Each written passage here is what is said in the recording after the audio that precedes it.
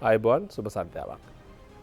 එක් පැත්තකින් කොවිඩ්-19 අර්බුදයක් වශයෙන් වර්ධනය වනවාද නැද්ද? එහෙම නැත්නම් කොවිඩ් වසංගතයක් විදිහට ඇයිද අපිට පාලනය කරගන්න පුළුවන්ද වගේ ප්‍රශ්න සාමාන්‍ය ජනතාව තුළ මතුවෙමින් පවතින මොහොතක. අනෙක් පැත්තෙන් තවත් දේශපාලනික සහ සමාජීය කාරණා ගණනාවක් ජාතික සහ ජාත්‍යන්තර වශයෙන් උත් මතුවන තත්ත්වයක් තුළදී මේ පිළිබඳ වඩාත්ම කරුණු දැනගැනීමට ආරාධනා කිරීම සුදුසුම චරිතයකට අපි අද ආරාධනා කළා තීරණයට මේ හෝරා දෙකක කාලය තුළදී ඒ පිළිබඳ අපිට තිබෙන ඍජු ප්‍රශ්න කිරීම සඳහා ජනාධිපති මාධ්‍යංශ අධ්‍යක්ෂ ජෙනරාල්තුමන්ට එහෙම නැත්නම් ජ්‍යෙෂ්ඨ මාධ්‍යවේදී මහන් සමරනායක මැතිතුමන්ට අපි ආරාධනා කළා. බොහොම ගෞරවයෙන් පිළිගන්නවා. ආයුබෝවන් ඔබතුමන්ට. අයුබෝවන්. අපි අද විශේෂයෙන්ම ඔබතුමාට මේ පවතින දේශපාලන කාරණා ජාතික සහ ජාත්‍යන්තර වශයෙන් මතුවන ප්‍රශ්න මෙහා සියල්ල සම්බන්ධ කාරණා කිහිපයක් අපිට තිබෙන වැදගත්ම කරුණු ගැන අපිට හොරා දෙකක කාලය තුළදී විමසන්නට. මම ආරම්භය ලබා ගන්නට කැමතියි මහන් සමරනායක මැතිතුමනි කොවිඩ්-19 වර්තමාන තත්ත්වය පිළිබඳ විශේෂයෙන් මිනුවන්ගොඩ දිවුලපිටිය ආශ්‍රිතව මේ බ්‍රැන්ඩික්ස් කර්මාන්ත ශාලාවේ ආශ්‍රිතයන් හා සමග තත්ත්වය ටිකක් එන්න සංකීර්ණ මොනවාද කියලා සාමාන්‍ය ජනතාවට ප්‍රශ්නයක් තිබෙනවා. මේ පාලනය කරන්නට මර්ධනය කරන්න රජයට හැකියාවක් ලැබෙයිද කියලා අපෙනුත් ප්‍රශ්න කරනවා. මම ආරම්භයේ කැමතියි ඔබතුමාට මේ ප්‍රශ්න දෙක එකතු කරන්නට. පාලනය කිරීමට හැකිද කියන තැනින් පටන් ගනිමු. දැනට පවතින තත්ත්වය අනුව තාම අවදානම් සහගත තැනකට වර්ධනය වී නැති බව තමයි සෞඛ්‍ය බලධාරීන්ගේ නිගමනය. දැන් නිදර්ශනයක් ලෙස පසුගිය අද බදාද සඳුදා දවසේ ඉන්දියාවේ එක දවසකදී පමණක් කොරෝනා මරණ 710ක් වාර්තා වුණා. 50,000ක පමණ සංඛ්‍යාවක් අලුත් ආසාදිතයන් ලෙස එක් වුණා. එවැනි ව්‍යාප්තියක් මෙවර දකින්නට නැහැ. නමුත් තනින් තනින් රෝගීන් හමුවීමේ ලක්ෂණය පවතිනවා. මේ පිළිබඳව සෞඛ්‍ය බලධාරීන් සහ ජනාධිපතිතුමා නිරතුරුව සාකච්ඡා කරමින් තමයි එය පාලනය කිරීම සඳහා අවශ්‍ය පියවර ගනිමින් සිටින්නේ. දැනට අපේ රටේ පමණ නොවේ ලෝකයේ දෙවැනි වතාවක ඒකට දෙවැනි රැල්ල කියනවාද කුමන නමක් භාවිත කරනවද දෙවැනි රැල්ල කියනවා නම් රැල්ලට දෙන නිර්ණායක මොනවද අර්ථකථනය මොනවද කියන එක පැහැදිලි නැහැ. සෑම රටකම මෙහි පාලනය කළා කියලා සැනසුම් සුසුම් හෙළූ රටවල පවා නැවත ව්‍යාප්තියක් දකින්නට පිළිබඳ. මම හිතන්නේ රකිත ඔබට මතක ඇති නවසීලන්තය විශ්වාස කරා තමන්ගේ රටේ රෝගය මුළුමනින්ම පාලනය කළ ඇති බව. නමුත් මාස කීපයක් ඇතුළත නැවතෙහි වැඩිවීමක් දක්නට ලැබුණා.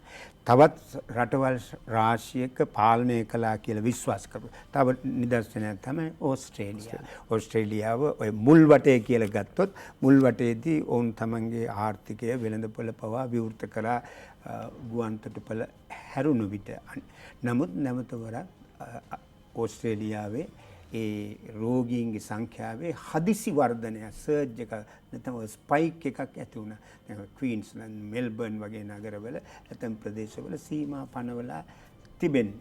ඉතින් මේක මේ රෝගයේ එක ස්වභාවයක් යම් කාලයක් යනතුරු බොහෝ වෛද්‍යවරුන් සහ විචාරකයන් කියන විදිහට.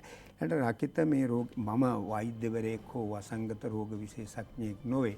අපට දකින්නට පුළුවන් මෙහි සමාජ විද්‍යාත්මක පාර්ශවය.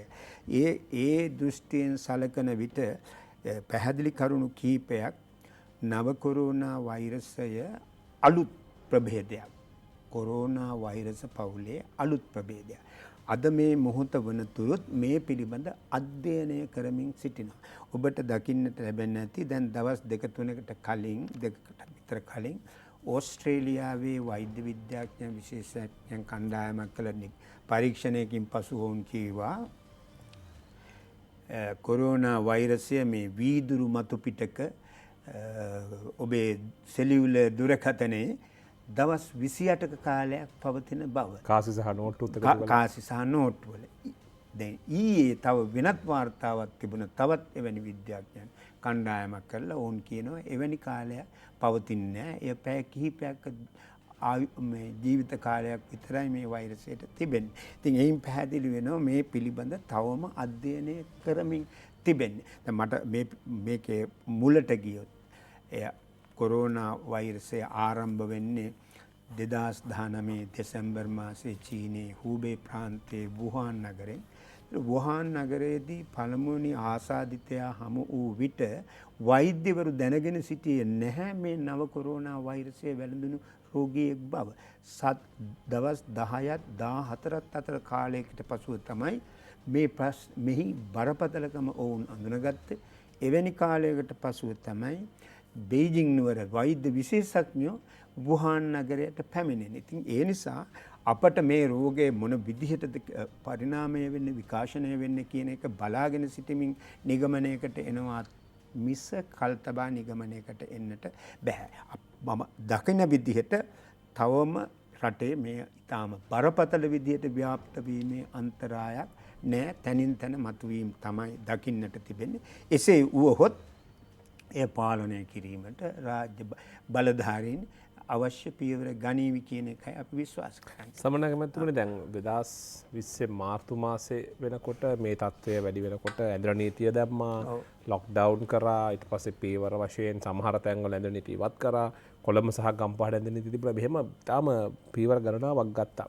හැබැයි මේ සැරේ සමස්ත ලංකාවට ඇඳලා නීතිය දැමීමේ තත්ත්වයක් අපි දකින්නේ නැහැ. ඉතින් මේකත් එක්ක අහනවා ඇයි ඇඳලා නීතිය දාලා මේක පාලනය කරන්න පුළුවන් නේද? එහෙම ප්‍රශ්නකුත් සාමාන්‍ය ජනතාව තුළ මතුවෙනවා. ඔව්. මේ පිළිබඳව රජයේ පැත්තෙනුත් ලෝක සෞඛ්‍ය සංවිධානයේ පාර්ශ්වයෙන්ුත් වෙන රටවලිනුත් තියෙන පොදු පිළිතුරක්. දැන් පළමු වටයේදී සෑම රටක්ම පාහේ ලොක්ඩවුන් කිරීමේ පිළිවෙතට ගියා. දැන් ඉන්දියාව, අසල්වැසි ඉන්දියාව, සුවිසල් ඉන්දියාව ගූටි 120ක් ජනගහනයක් ඉන්න මේ රාජ්‍යය ලොක්ඩවුන් කළා ආරම්භයේදී දවස් 23කට. ඉන්පසුව එය දීර්ඝ කෙරුණා. දැන් ඒ තත්ත්වය බොහෝ සෙයින් ඉවත් කර තිබෙනවා. සෙසු රටවලත් මේ ලොක්ඩවුන් කිරීම දක්නට ලැබුණා. දකුණු කොරියාවේ, සිංගප්පූරුවේ මේ ආදී වශයෙන්. ඒතර මන්ද ඒ පළමු අවස්ථාව. මේ රෝගයේ ලෝකයේ දැනගෙන හිටියේ නෑ. ලෝකයේ පමණක් නොවේ විද්‍යාඥයින් පවා එය නිවැරදිව දැනගෙන සිටියේ නෑ. අපි මොහොතකට කලින් කී පරිදි තවමත් මේ පිළිබඳව අධ්‍යයනය කරමින් තිබෙන්නේ. අවසාන නිගමන වලට එන්න තව යම් කාලයක් ගත වෙයි.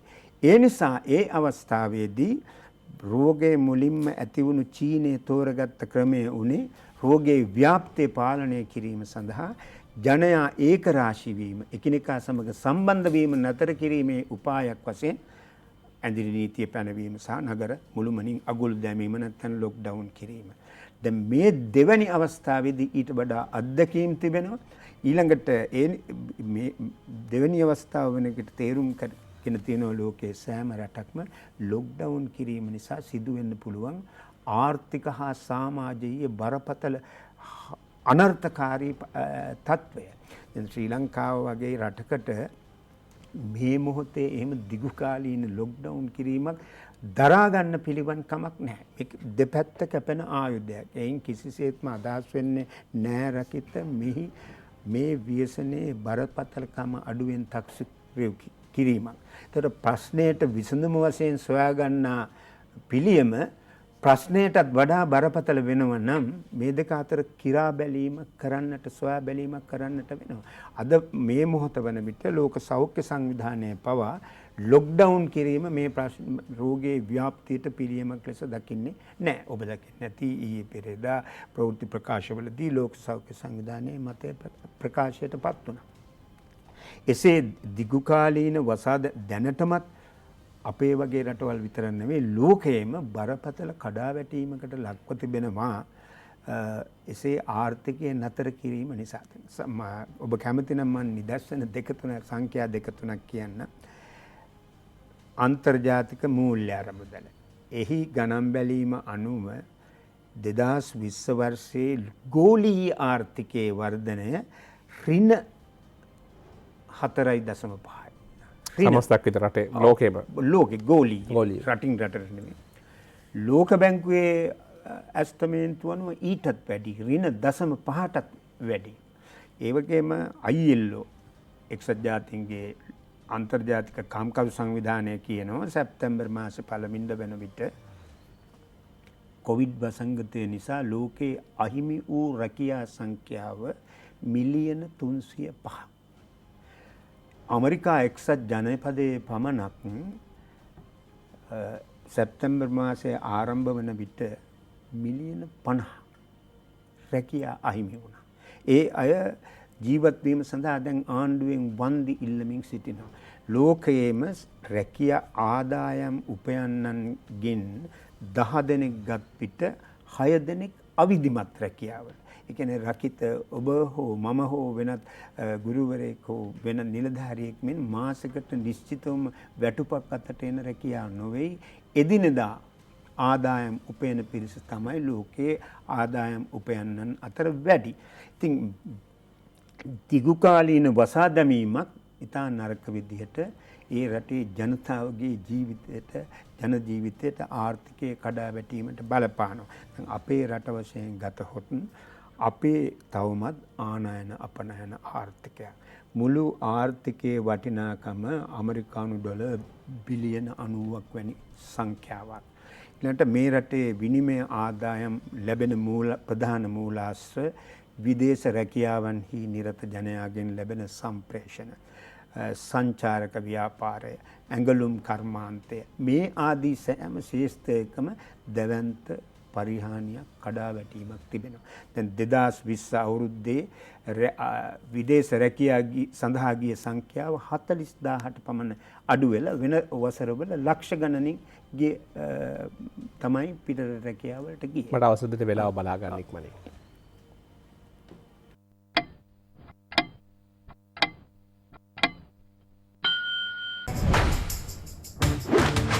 මංචි ටිෆින් ටිකක් වෙනස්. ඔව් සමනයි මතකෝ. දැන් අපි මෙවර රෝගීන් හමු වී ඇති නගර සංඛ්‍යාව ගණන් බැලුවොත් එය විසිරුණු ස්වභාවය දකින්නට තිබෙනවා. එවැනි විසිරුණු ප්‍රදේශ ගණනාවකින් හමු වෙන රෝගීන් සංඛ්‍යාවක් මුල් කරගෙන මුළු ආර්ථිකයම වසා දැමීමක් කළහොත් එය රටට දරා ගන්න බැරි බරක් වෙනවා. ඒ නිසා තමයි රජය උත්සාහ කරමින් සිටින්නේ මේ රටේ විතරක් නෙවෙයි වෙන රටවලත් මේ ප්‍රශ්නේ පාලනය කිරීම සඳහා රෝගීන් හඳුනා ගැනීම සත්‍ය නම් නිරෝධායනය කියන ක්‍රියාවක් වෙන රටවල දකින්නත් නැහැ. එහෙම කඳවුරු හදලා පහසුකම් දීලා ආහාර පාන සපයලා නිරෝධායන කිරීමක් සිද්ධ වෙන්නේ නැහැ. මේ අඩු ආදායම් නැත්තම් අපි හිතමු සංවර්ධනය වෙමින් පවතින එහෙම නැත්තම් මධ්‍ය ආදායම් ශ්‍රේණියේ පල්ලෙහා කොටසේ ඉන්න රාජ්‍යයක් වශයෙන් මේ සියල්ල කරමින් සිටින්නේ එවැනි බරපතල අවදානම් සහ ප්‍රශ්න රාශියක් මැද. මේන් මට එකතු කරන්න ඉඩ දෙන්න සමහර විට මේ අපි හිතමු ඉන්දියාවේ මෙන් එහෙම නැත්නම් මුල් අවස්ථාවේ ඉතාලියේ මෙන් නැත්නම් ස්පාඤ්ඤයේ මෙන් ඊටම උග්‍ර වූ එවැනි වසා දැමීමක් කරන්නට රජය තීරණය කරන්න ඉඩ තියෙනවා. නමුත් මේ මොහොත දක්වා සෞඛ්‍ය බලධාරීන්ගේ අදහස වී තිබෙන්නේ තවම එවැන්නක් කිරීමට අවශ්‍ය නැහැ කියන එක. දැන් මහා සමනමැතිතුමනි අපිට මතකයි මේ ඇමරිකා එක්සත් ජනපදයේ මේ තත්ත්වය වැඩි වෙමින් යන අවස්ථාවේදී පවා ඇමරිකාව ලොක්ඩවුන් එකකට වසා තැබීමකට යෑම හා සම්බන්ධ කටයුතු කළේ නැති බව තමයි මාධ්‍ය වාර්තා පළ වුණේ. ඇමරිකානු ජනාධිපතිතුමාට කොවිඩ්-19 හැදිලත් දවසකින් දෙකකින් රෝහලෙන් ඇවිල්ලා ජනතාවට අතවරගෙන ගියා මාධ්‍ය වාර්තා පළ වුණා. මේ ආර්ථික සාධකය සහ රෝග පාලනය අතර තියෙන මේ තුලනය නැත්නම් මේ ගැටීම මේ ජාත්‍යන්තර වශයෙන් කොහොමද පහුගිය කාලේ කළමනාකරණය කරගත්තේ? දැන් ආර්ථික අනර්ථය බිඳ වැටීම සහ ජනතාව ආරක්ෂා කිරීම කියන කාරණයේදී අපට දකින්න තිබෙන සාක්ෂි අනුව අපේ වගේ රටවල් තමයි ජනතාවගේ පැත්ත වැඩිපුර බලලා තියෙන්නේ. ඇමරිකා එක්සත් ජනපදයේ තිබෙන සමාජ රටාව, ජීවන රටා, පැවතුම් අනුව ඇත්ත වශයෙන්ම මුල් අවධියේදී ඇමරිකා එක්සත් ජනපදයේ ඇතැම් ප්‍රාන්තවල ආණ්ඩුකාරවරු තීරණය කළා. එහි ඔබ දන්නවා ප්‍රාන්තවල ඉන්න ආණ්ඩුකාරවරු උන් තීරණය කළා ඒවා ලොක්ඩවුන් කරන්න, වසා දමන්න නැත්නම් යම් ප්‍රමාණයකින් සීමා කරන්න. එවිට සිද්ධ වුණේ කුමක්ද? ඒට ජනාධිපතිවරයා විරුද්ධ වුණා. ඇතැම් විට ජනතාව පාරට ආව අපිට නිදහස අවශ්‍යයි කියලා.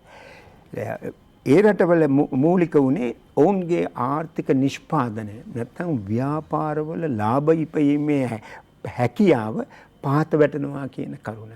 එහෙම නැතුව මුළු රටේම ජනතාව ආරක්ෂා කරනවා කියන චින්තනය ඒ පිටුපස තිබුණේ නැහැ. දැන් ඉතාලියේ, ප්‍රංශයේ, බ්‍රිතාන්‍යයේ, ඇමරිකාවේ මුල් අවස්ථාවල නෙමෙයි අදත් වයස 60ට 70ට වැඩි අය රෝහලට බාරගන්නේ නැහැ. ඔවුන් වෙනත් ස්ථානවල ඉඳගෙන තමයි රෝගය උත්සන්න වුණොත් ප්‍රතිකාර ලැබෙන්නේ. වෙනත් ස්ථාන වලින් එකක් මේ වැඩිහිටියන් සඳහා තිබෙන නිවාසවල.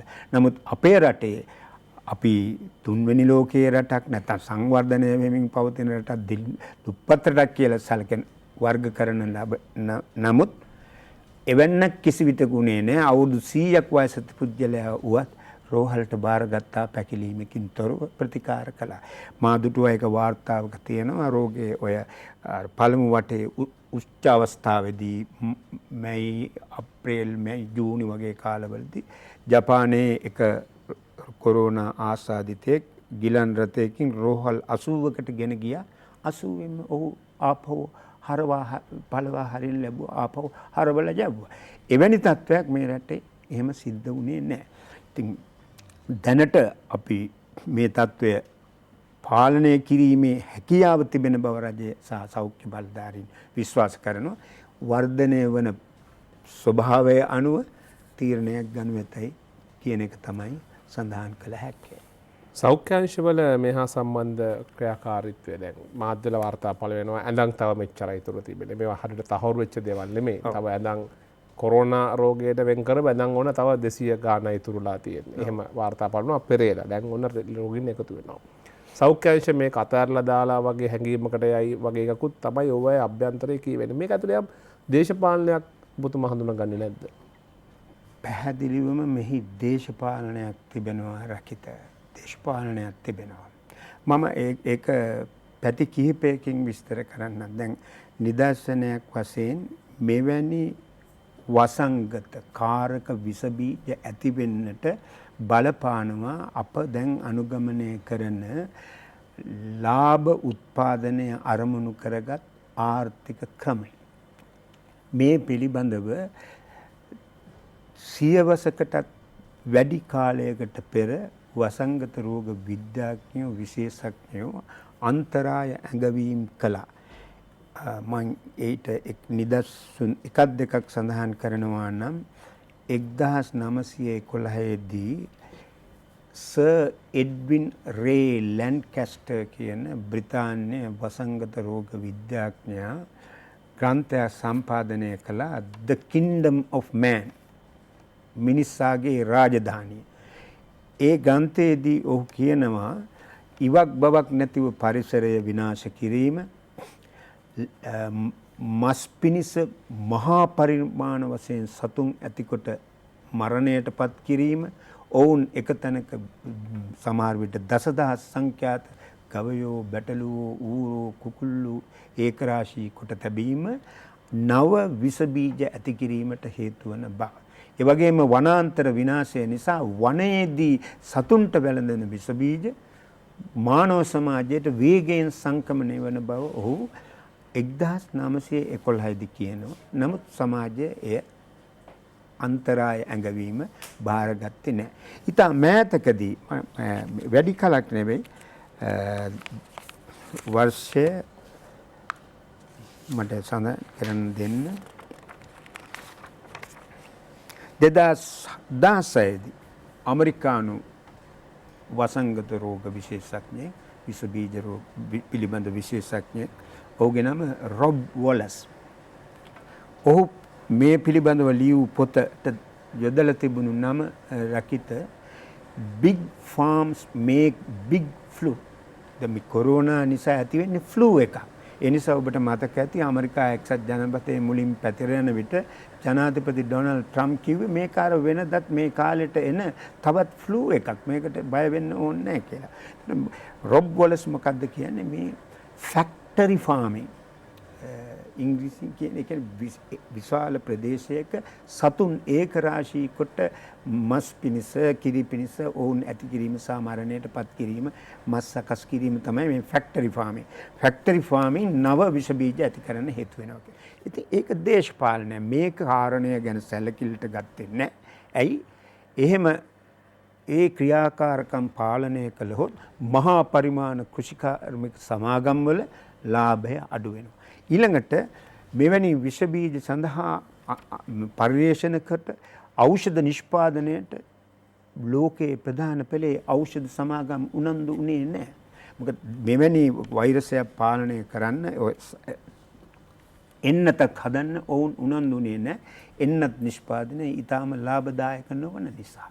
එහෙම දේවල් කරන්නට නම් ඒකට රාජ්‍යයේ මැදිහත් වීම තියෙන්නට ඕන. ඉතින් ඒක තමයි මම කිව්වේ මේක ආරම්භයේ සිටම මේ රෝගයේ පිටුපස දේශපාලනයක් තිබෙනවා. ඊළඟට රෝගය ආරම්භ වූ විට පැහැදිලිව දේශපාලනය මතුවුණා. මුල් අවධියේදී ඇමරිකාව බටහිර මාධ්‍ය බොහෝ විට මේ රෝගීට කිව්වේ චීන වෛරසය, වුහාන් වෛරසය, කමියුනිස්ට් ජනාධිපතිත් කිව්වා. ඔව් ආමරිකාවේ ජනාධිපති විතරක් නෙවෙයි රාජ්‍ය ලේකම් ඒ වගේ ඉහළම නිලධාරීන් ඒ වචන පාවිච්චි කරා. ප්‍රධාන පෙළේ මාධ්‍යවල ඉන්න ඔබ වගේ වැඩසටහන් මෙහෙවන අය මේකට කිව්වේ කමියුනිස්ට් වෛරසය, වුහාන් වෛරසය. නමුත් ලෝකයේ සම්මතයක් කිසිදු වසංගතයක් රටක, ජාතියක, පුජ්‍යලයකගේ ආයතනයක නමින් හඳුන්වන්නේ නැහැ. මන්ද ඒක එහෙම තැනකින් හිතාමතා බිහිවන දේවල් නොවන නිසා. ඉතින් ඒ දේශපාලනය තියෙනවා. සමහර විට මේ රෝගය ව්‍යාප්ත වීම සමහර රාජ්‍යන්ට සමහර අයට වාසිසහගත වෙන්න පුළුවන්. නමුත් අපිට ඒ ගැන තවම නිවැරදි විද්‍යාත්මක සාක්ෂි නැතිව මේ වෛරසය කිසියම් රාජ්‍යයක් හිතාමතා බෝ කළා නැත්නම් මේ විදිහට පැතිරෙනවා කියන අවසාන නිගමනයකට එන්න සාක්ෂි මං දන්න තරමට අප ළඟ නම් නැහැ. සමන්නක මැතිතුමනි, රුසියාවේ ජනාධිපතිතුමා තමන්ගේ දියණියටත් එන්නතක් ලබලා දීලා පරීක්ෂණ කරා. හැබැයි සාර්ථකත්වය ගැන තාම හරියට වාර්තා පළ වෙන්නේ නැහැ. ජාත්‍යන්තරය තුළ වෛරසයට අදාළ බෙහෙත් හොන සරලම අපිට තේරෙන්නකොත් මේ වෛරස පාලනයට බෙහෙත් හොයන තත්ත්වයෙහි සාර්ථක අසාර්ථක භාවය පිළිබඳ අලුත්ම තොරතුරු මොනවද? සොයමින් සිටින සෑම දැන් මාසයකට පමණ පෙරනේ මාසයකටත් වැඩි කාලයකට පෙර තමයි ප්‍රචාරය වුණේ රුසියාව ඒ සඳහා සාර්ථක එන්නතක් සොයාගෙන ඇති බව. නමුත් ඒ ආරංචිය පැතිර ගිය වහාම සමහර රාජ්‍යයන් එය ප්‍රතික්ෂේප කළා. දැනට තිබෙන පිළිගත හැකි වාර්තාවල කියවෙන විදිහට රුසියාවේ නිෂ්පාදනයකට අත්හදා බලා ඇති එන්නත සම්පූර්ණ විසඳුමක් ලෙස තාම විද්‍යාත්මකව පිළිගන්නේ නැහැ. ඉතින් දැන් මේ අපේක්ෂා කළ යුතු දෙයක්. අපි තුමු සරම්ප සඳහා එන්නත් වර්ග සමහර විට 100ක් පමණ තියෙනවා රකිත. නමුත් සරම්ප රෝගය තිබෙනවා. ක්ෂය රෝගය TB සඳහා ඖෂධ වර්ග තිබෙනවා. නමුත් වසරකට මේ ඔය දකුණේ ගෝලීය දකුණ කියලා කියන්නේ මේ පල්ලෙහා කොටසේ අපේ වගේ මේ අඩු ආදායම් සහිත රටවල් තිබෙන කලාප ඒ කොටසේ වසරකට TB නිසා සිදුවන මරණ සංඛ්‍යාව මිලියන 130ක්. ඉතින් ඒ නිසා මේ රෝගවලට ඖෂධ සොයා ගැනීම කාලාන්තරයක් තිස්සේ කරමින් පවතින සහ සාර්ථක වන ක්‍රියාදාමයක්. දැනට චීනයත් අත්හදා බලමින් පරිවේෂණ කරමින් සිටිනවා එන්නතක් සොයා ගැනීමට. මෑතකදී ඇමරිකාවේ ජනාධිපතිවරයා ප්‍රසිද්ධිය කිව්වා අපි ඉතා ඉක්මනින්ම එන්නත වෙළඳ පොළට ගෙන එනවා කියලා. බ්‍රිතාන්‍යයේ අත්හදා බලමින් සිටිනවා. ප්‍රංශයේ පරිවේෂණ සිදු වෙමින් තිබෙනවා. නමුත් ඒ කිසිවක් තවම මේ ප්‍රශ්නේ කෙටි කලකදී පාලනය කිරීමට සමත් ප්‍රතිකාරයක් සොයාගෙන නැහැ. ඒ කුමන කාලයක් ගත වේද කියන්න මම අපට කියන්න බෑ. මම අන්තික මේ පිළිබඳ වෛද්‍ය විද්‍යාත්මක මේ අධ්‍යයනයක් අප කරලා නැති නිසා. දැන් අපි අද ජනාධිපති මාධ්‍යාංශ අධ්‍යක්ෂ ජෙනරාල්තුමන් ජ්‍යෙෂ්ඨ මාධ්‍යවේදී මහාන් සමරනායක මැතිතුමන් සමග පවතින දේශපාලන කාරණා ඒ වගේම ජාතික සහ ජාත්‍යන්තර තුළ මේ කොවිඩ් හා සම්බන්ධ කාරණා පිළිබඳව සාකච්ඡා කරමින් ඉන්නේ. අපිට තවත් කාරණා ගණනාවක් තිබුණා මහාන් සමරනායක මැතිතුමන් විශේෂයෙන් මේ අපි කොවිඩ් රෝගය හා සම්බන්ධවම හෝරා දෙකක් කාලය වෙන් කරවා ගත්තා නෙමෙයි. අපි ආරම්භයේ ලබා ගත්තේ මේ තිබෙන වර්තමාන දේශපාලනයට කලින් අපිට මුණ ගැහෙන ප්‍රධානම මාතෘකාව හින්දා. අනික් පැත්තෙන් මේ ආණ්ඩුව පැත්තට චෝදනා කිහිපයක් එල්ලවීම දැක්ක පහුගිය කාලේ මම එය ඉතුරු කාලය තුල වෙන් කරගෙන විමසන්න සූදානම්. විශේෂයෙන් ඔය පාස්කු විරදා ප්‍රහාරය හා සම්බන්ධව වැරදිකරුවන් හොලා දඬුවම් ලබා දෙනවා. ඒ හා සම්බන්ධ ඉක්මනින් පියවරක් ගන්න නැත්නම් ඒ වගේ කාරණා එක පැත්තකින් මතුවෙනවා. ඒ වගේම තව පැත්තකින් මතුවෙනවා මේ 20 වෙනි ව්‍යවස්ථා සංශෝධනය හා සම්බන්ධව මොකද්ද සූදානම ආණ්ඩුවේ අභ්‍යන්තරයේ මේකට ප්‍රශ්නයක්ද වගේ කතාත් මතුවෙනවා. මේ වගේ කාරණා ගණනාවක් තිබෙනවා. 19 ගෙනෙද්දි මොනවද ජාත්‍යන්තරය කියලා කියන ප්‍රශ්න සහ 2015 කතාවත් අපිට විමසන්න තිබෙනවා. මම ඊට පෙර අපි කෙටි විරාමයක් අරගෙන මේ හා සම්බන්ධ වඩා සවිස්තරාත්මකව ඉතිරි හෝරා එකමාරක් කාලය තුලදී තීරණය තුල සාකච්ඡා කරන්න සූදානම්.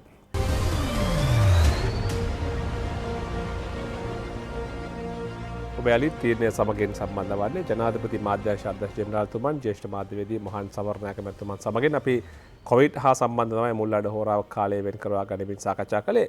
සමරනායක මැතිතුමා මේ එතනින් එහාට යන්න කලින් තව ප්‍රශ්න දෙකක් මට ඉතුරුයි අහන්න. එකක් තමයි ආණ්ඩුවට විතරක් මේ වැඩේ කරන්න පුළුවන්. දැන් ආණ්ඩුවට සෞඛ්‍ය අංශවලට ත්‍රිවිධ හමුදාවට පොලිසියට මහජන සෞඛ්‍ය පරීක්ෂකවරු මේ අයට විතරක් මේ වැඩේ කරන්න පුළුවන්ද? නැත්නම් ඊට එහා ගියපු වගකීමක් කොහොමද කරන්න ඉෂ්ට වෙනවද? මේ කාරණාවත් අපිට අහන්න ඕනේ. ඔව් ඒ ප්‍රශ්නෙට මම දෙන පිළිතුර මට ටිකක් අවශ්‍යයි. ටිකක් පළල් පරාසයකට ගිහින් මගේ පිළිතුර පැහැදිලි කරන්න. නව කොරෝනා වෛරසය නැත්නම් COVID-19 මනුෂ්‍ය සමාජයට ආපු ව්‍යසනයක්. ඒක පොදු ව්‍යසනයක්. රකිත දෙවැනි ලෝක සංග්‍රාමය අවසන් වීමෙන් පසු ඒක සිද්ධ වුණේ 1945 මැයි මාසයේ. ඉන් අනතුරුව මෙවැනි ගෝලීය ව්‍යසනයක් මානව සමාජයේ දුටුවේ නැහැ. ගෝලීය ව්‍යසන. කලාපීය ව්‍යසන තිබුණා. කලාපීය වශයෙන් පැතිර ගිය ඉබෝලා, SARS, MERS වැනි වසංගත තිබුණා කෙටි ප්‍රදේශයේ. මේ විදිහට ගෝලීය ව්‍යසන. ගෝලීය කියනකොට අද වන විට ලෝකයේ රටවල් සහ භූමි ප්‍රදේශ countries and territories 215කට මේක ව්‍යාප්ත වෙලා තිබෙනවා. ඒතර අද දහවල් වන විට ආසාදිතයන් සංඛ්‍යාව 3,84,17,27. මේ අපි කතා කරන මොහොතේ මේ සංඛ්‍යාව වැඩි වෙමින් තිබෙනවා. ලෝකයේ මුළු මරණ සංඛ්‍යාව දැන් දසලක්ෂය ඉක්මවා ගොසින් 1,91,693යි. කියන්නේ මේක පොදු ව්‍යසනයක් අපේ රටටත් සමාජයටත්. ඒ වගේම මේ සංඛ්‍යා සඳහන් කරන අතරම අපි තේරුම් ගන්නට ඕන මේ රෝගය වැළඳිලා සුවපත් වුණු සංඛ්‍යාව. අද දහවල් වන විට ආසාදිතයන් මුළු සංඛ්‍යාව 3,84,00,000ක් වන විට සුවපත් වූ පිරිස 2,88,00,000ක්. ඒතර මෙවැනි රෝග හටගෙන පැතිර යනවා, කොටසක් මිය යනවා, පිරිසක් සුවපත් වෙනවා. වාර්තා කිරීමේදී මාධ්‍යවලදී මේ සුවපත් වන සංඛ්‍යාව ගැන බොහොම අඩුවෙන් තමයි සඳහන් කරන්නේ. තව කරුණක් රකිත 3,84,00,000ක් වන ආසාදිතයින්ගෙන් මම මේ ඉදිරිපත් කරන සංඛ්‍යා අර ඇමරිකාවේ මේරිලන්ඩ්හි ජොන්ස් හොප්කින්ස් කියන විශ්වවිද්‍යාලය විසින් සකස් කරන වාර්තා. තව ආයතන තියෙනවා වසංගත සංඛ්‍යා ලේඛන පිළියෙල කරන වඩාත්ම පිළිගැනීමට ලක් වෙන්නේ ජොන්ස් හොප්කින්ස් ආයතනයේ සංඛ්‍යා. ඔවුන් කියන විදිහට මේ 3,84,00,000න් ක්‍රිටිකල් කියන්නේ මරණයෙන් අවසන් විය හැකි රෝගීන් සංඛ්‍යාව 70,078යි. ශ්‍රී ලංකාවේ පසුගිය මාස කිහිපයකදීම එකම රෝගියෙක්වත් රටෙන් හමු වුණේ නැහැ. අද මේ මොහොත වන විටත් වාර්තා වී තිබෙන මරණ සංඛ්‍යාව ඍජුවම 13ක් පමණයි. ඒසේ මිය ගිය අයගෙනුත් සියලු දෙනාම පාහේ නැත්නම් ඊටාම වැඩි පිරිස තවත් සංකූලතා තිබුණු අය.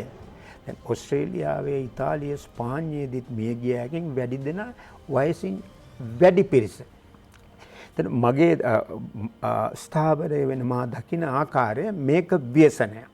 මේ ව්‍යසනය දේශ සීමා ભેදයක්, ආගම් ભેදයක්, සංස්කෘතික ભેදයක් නැතුව පැතිර යනවා. ලෝකේ රාජ්‍ය නායකයන්ටත් ඒක වැළඳෙනවා. ඊටාම දිලිඳු තැනැත්තාටත් වැළඳෙනවා. ඒ නිසා මුළු ගෝලීය වශයෙන් ආර්ථික සමාජ කඩා වැටීමක් සිද්ධ වී තිබෙනවා. ඉතින් මේ අන්තරායේ තරම අප තේරුම් ගත යුතුයි. ඒ සමගම එය තේරුම් තිබෙන ප්‍රමාණයට තේරුම් ගන්නවා මිස තිබෙනවාට වඩා කිහිප ගුණයකින් බියපත් වී තේරුම් ගැනීම ඒක අපටත් සමාජයටත් අනර්ථයක්. මෑතකදී ලෝක සංවිධානයේ ඒ වසංගත රෝග විද්‍යාඥයෙක් මම ඔහුගේ නම කියන්නම් කෙනෙකුට කැමති නම් මේව බලන්න පුළුවන් අන්තර්ජාලයට ගිහින් ඒ වෛද්‍ය මයික් රයාන් ඔහු සාකච්ඡාවකදී කියපු අනිත් දේවල් අතර එක කොටසක් තමයි කොරෝනා මේ never go away. මිනිස්සුන්ට මානවයාට කොරෝනා සමග ජීවත් වෙන්න වේවි. මනුෂ්‍ය ඉතිහාසයේදී සමාජයට ආපු බොහෝ වසංගත රෝග වලින් වැඩි සංඛ්‍යාව තවම තිබෙනවානේ. වසූරිය තමයි මුළුමනින්ම තුරන් කළ බවට ලෝක සෞඛ්‍ය සංවිධානයේ නිවේදනය කරලා තිබෙනවා. එහෙම තිබියදී රකිත සමහර විට අප්‍රිකානු රටකින් කලාතුරකින් වසූරිය රෝගී හමු වෙනවා. ඉතින් මේ අවදානම මේ බියකරු ව්‍යසනය අපි තේරුම් ගත යුතුයි. තේරුම් ගත යුත්තේ එහි අවදානමේ ප්‍රමාණයට මිස එය ඉක්මවා නොවේ. එසේ කිරීම නිසා සිදුවිය හැකි හානිය රෝගය නිසා සිදුවන හානිය හා සමාන හෝ ඊට බරපතල වෙන්නට පුළුවන්. ජනමාධ්‍ය ඒ වාර්තා කිරීමේදීත් කළ යුත්තේ ඒ ආකාරය. මගේ ඊළඟ ප්‍රශ්නය එක තමයි සමන්නක මැතිතුමා දැන් ස්වාධීන රූපවාහිනියේ වගකීම් සහගතව සිය මාධ්‍ය වාර්තා කරන්නේදී රෝගීන්ගේ අයිතිවාසිකම් රෝගීන්ගේ පෞද්ගලිකත්වයට හා නොවන පරිදි අපි කටයුතු සිදු කළා සිදු කරමින් පවතිනවා. හැබැයි සමස්තයක් විදිහට ගත්තාම පොදුවේ ජනතාව තුළ යම් අප්‍රසාදයක් පළ වුණා. චෝදනාවකුත් එල්ල වුණා. මාධ්‍යමයක වාර්තා කරන විදිහෙමුත් මේ ලෙඩු හැංගෙට පටන් ගන්න තියෙනවා කියලා. හමුදාවට සිද්ධ වුණා ගිහිල්ලා කෙදෙට්ට ගිහිල්ලා හොයාගෙන එන්න. මොකද අර ලෙඩක් වුණත් එන්න බය වගේ තත්ත්වයකටත් ආවා. ඔබතුමා දශක කිහිපයක් මේ රටේ මාධ්‍ය සම්බන්ධ කටයුතු කරන අපේ මාධ්‍ය අපේ ගුරුවරයෙක් ඔබතුමා. මේ මාධ්‍ය වාර්තා කරන ක්‍රමවේදය හරිද පොදුවේ ගත්තාම? අපට නම් විවේචන තියෙනවා. එයින් අදහස් වෙන්නේ මාධ්‍ය මේ රෝගය ගැන ජනතාව දැනුවත් කරන්න. රෝගයෙන් වැළකී සිටින ආකාරය ගැන දැනුවත් කරන්න. රෝගයේ වෛද්‍ය විද්‍යාත්මක පාර්ශවය දැනුවත් කරන්න සැලකිය යුතු වැඩ කොටසක් කළා. පසුගිය කාලේදී තාම සාමාන්‍ය ජනයාට පවා මේ තොරතුරු ආවා. ඒ එක්කම මාධ්‍යවල බොහෝ විට තිබෙනවා රෝගය විකිණිය හැකි භාණ්ඩයක් ලෙස සැලකලා වාර්තා කරනවා. ඒක තමයි භයානක කාරණේ. ඒකයි මා කලින් සඳහන් කළේ අප දකින ආකාරයට. වෙන කෙනෙක් ඒක නිෂේධනය කරන්න පුළුවන්. මේක ව්‍යසනයක් උවදුරක්.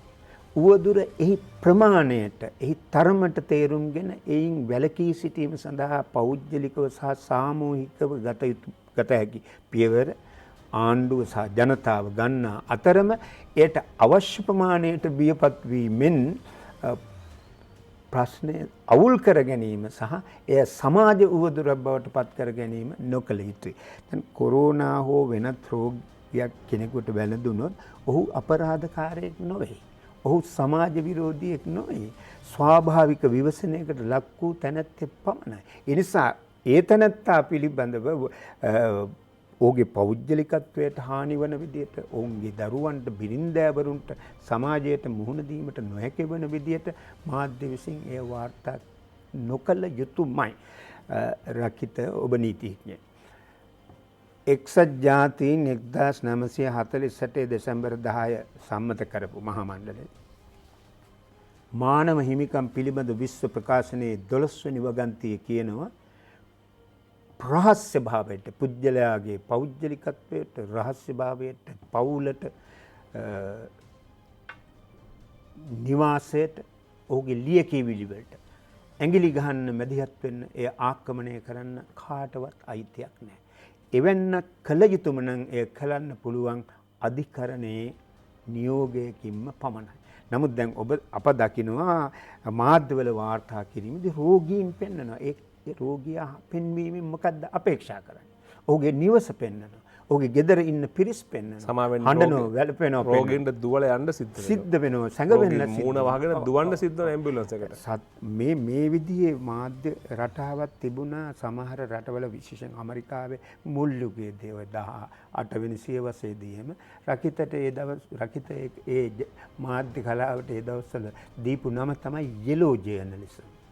යෙලෝ ජර්නලිසම් කියන්නේ මිනිස්යාගේ රහස්‍යතන් රහස් ජීවිත පෞද්ගලිකත්වය ඒව නිරාවරණය කරලා ඒක වෙළඳ භාණ්ඩයක් බවට පත් කිරීම. නැත්නම් මේක අර පසු කාලීනව ඩයනා කුමාරිය සිටි කාලේදී ප්‍රකට වුණේ පැපරාට්සි මාධ්‍ය කලාව ඒක. එය මාධ්‍ය සදාචාරයට පැටහණි මානව අයිතිවාසිකමක් උල්ලංඝනය කිරීම. ඉතින් මම ඔබට කලින් කී පරිදි මේ පොදු ව්‍යසනය මේක පිටුපස අර මා කලින් කී දේශපාලන හේතු තිබෙන නමුත් මේක පොදු ව්‍යසනයක් ස්වාභාවික ආපදාවක්.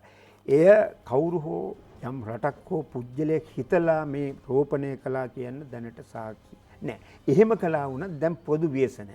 දැන් පොදු ව්‍යසනයක් ජය ගැනීමට නම් පොදු දායකත්වයක් ප්‍රයත්නයක් අවශ්‍යයි. ඒක ආණ්ඩුව පැත්තෙන්, සෞඛ්‍ය බලධාරීන්ගේ පැත්තෙන්, ජනතාවගේ ජනමාධ්‍යන්ගේ පැවිදි පක්ෂයේ මේ සියලු දෙනාගේම දායකත්වය අවශ්‍ය වෙනවා මේ ගැටලුව ජයග්‍රහණය කිරීමට. මේ මෑතකදී රකිත මේ පෞද්ගලික කාරණයක් ලෙස පෙන්වන්න පුළුවන්.